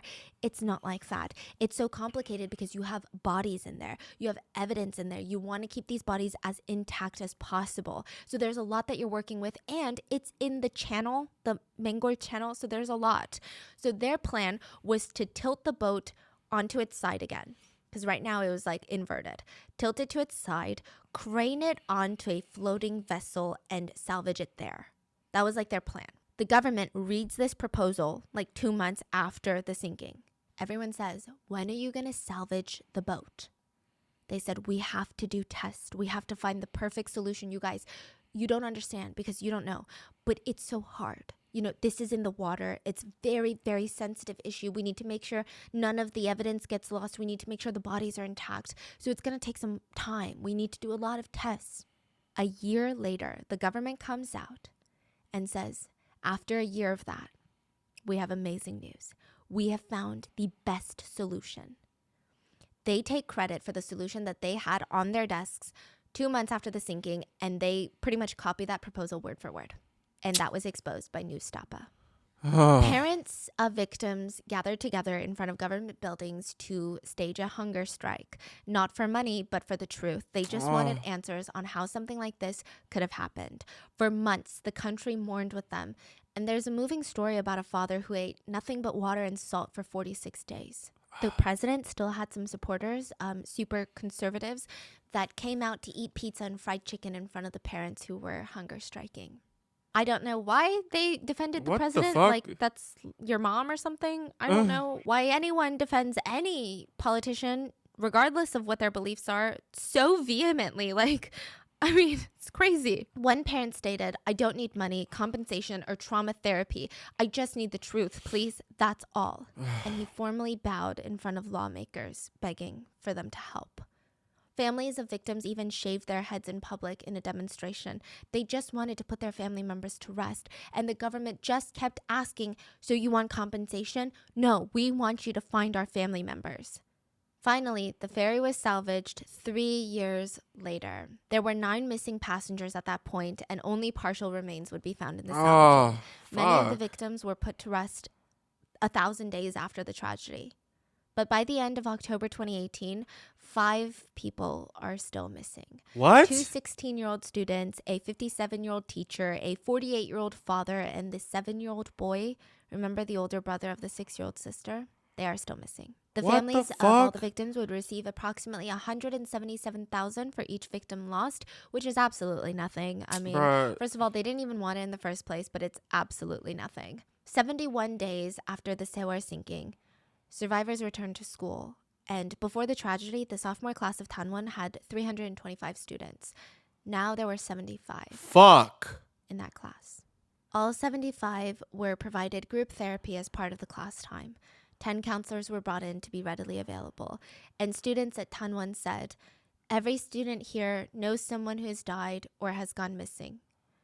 Like, just imagine the depth, like the web of trauma left behind. One student says, "Our school feels so empty now. It's not an environment where we can study. I wake up every morning hoping it's a lie, but it's not." And I will say that when tragedy does strike, Korea is a nation that at least the civilians come together. The government, wow. But the civilians do come together in honor of the Sewol tragedy. All K-pop groups, every single one, stopped the release of all new music and promotions. The whole entertainment industry was at a standstill. Most industries in South Korea were at a standstill. There were no ads, no promotions for anything. And once the mourning period was over, BTS came back with a song called Spring Day, directly inspired by Sewol. The translated lyrics read, "I miss you even though I'm looking at your photo. Time is a cruel thing. I want to go to the other side of the earth holding your hand. How long do I have to wait? How many nights do I have to pass to see you, to meet you? Until spring day comes again, until the flowers bloom again. Please stay here a little longer." Another K-pop artist dedicated his concert to a fan that had purchased tickets to be there, but she passed on the Sewol Ferry. Shin Young-jae of Four Men finished and produced a song called "You Whom I Love," and the song was written by one of the teenagers that passed on the Sewol. His name is Lee Da-eun, and he wanted to be an artist one day. He plays the guitar, he writes his own lyrics, and his idol, his role model in life was Shin Young-jae. After the Sewol tragedy, his parents reached out, just not really expecting anything, but he finished the song and performed it in honor of all the victims. The lyrics translated are, "To you who has suffered so much, you went through a lot, right? I want to hold you in my arms, and right now I hope you're dreaming sweet dreams. But we're sleepless at night thinking of you. I wish you could relax, but just know that I will always be here with you, right next to you." Many artists and idols wore yellow ribbons during performances to honor the victims. But I will end the very long video with this. A family member of one of the victims was asked, "Why do you think this happened? Why do you think the kids weren't saved?" And he said, "People ask that all the time. Why do you think they failed to protect the children?" And I think above all, they just had no desire to protect the children. Exactly. Golden time, all they did was lie. What are your thoughts on this case? And please stay safe, and I will see you guys on Sunday. Hey, bro. In all honesty, first things first, I want to say rest in peace to all the souls that were lost and all the people in like the aftermath as well. I want to say rest in peace to those people. My condolences to their families and everyone who's affected. This shit is insane. Like it's very insane. It it's just like the amount of stuff that just went wrong, like back to back to back to back to back to back to back, just makes this shit seem like it's on purpose. And maybe it's not. I'm pretty sure it probably wasn't on purpose. But like, bruh, the fact that they tried to cover this shit up and just lie the whole time, it makes me speechless, bro. It really makes me speechless. But like, I don't know what y'all think. You know, this is an old video and it's a very long video. So if y'all made it this far, you know what I'm saying? Let's have some dialogue in the comments and let me know what y'all think. This shit is fucking crazy, dog. It's crazy.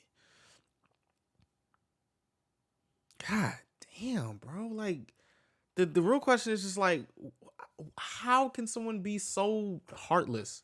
Like, how can so many people be so heartless? I just don't understand.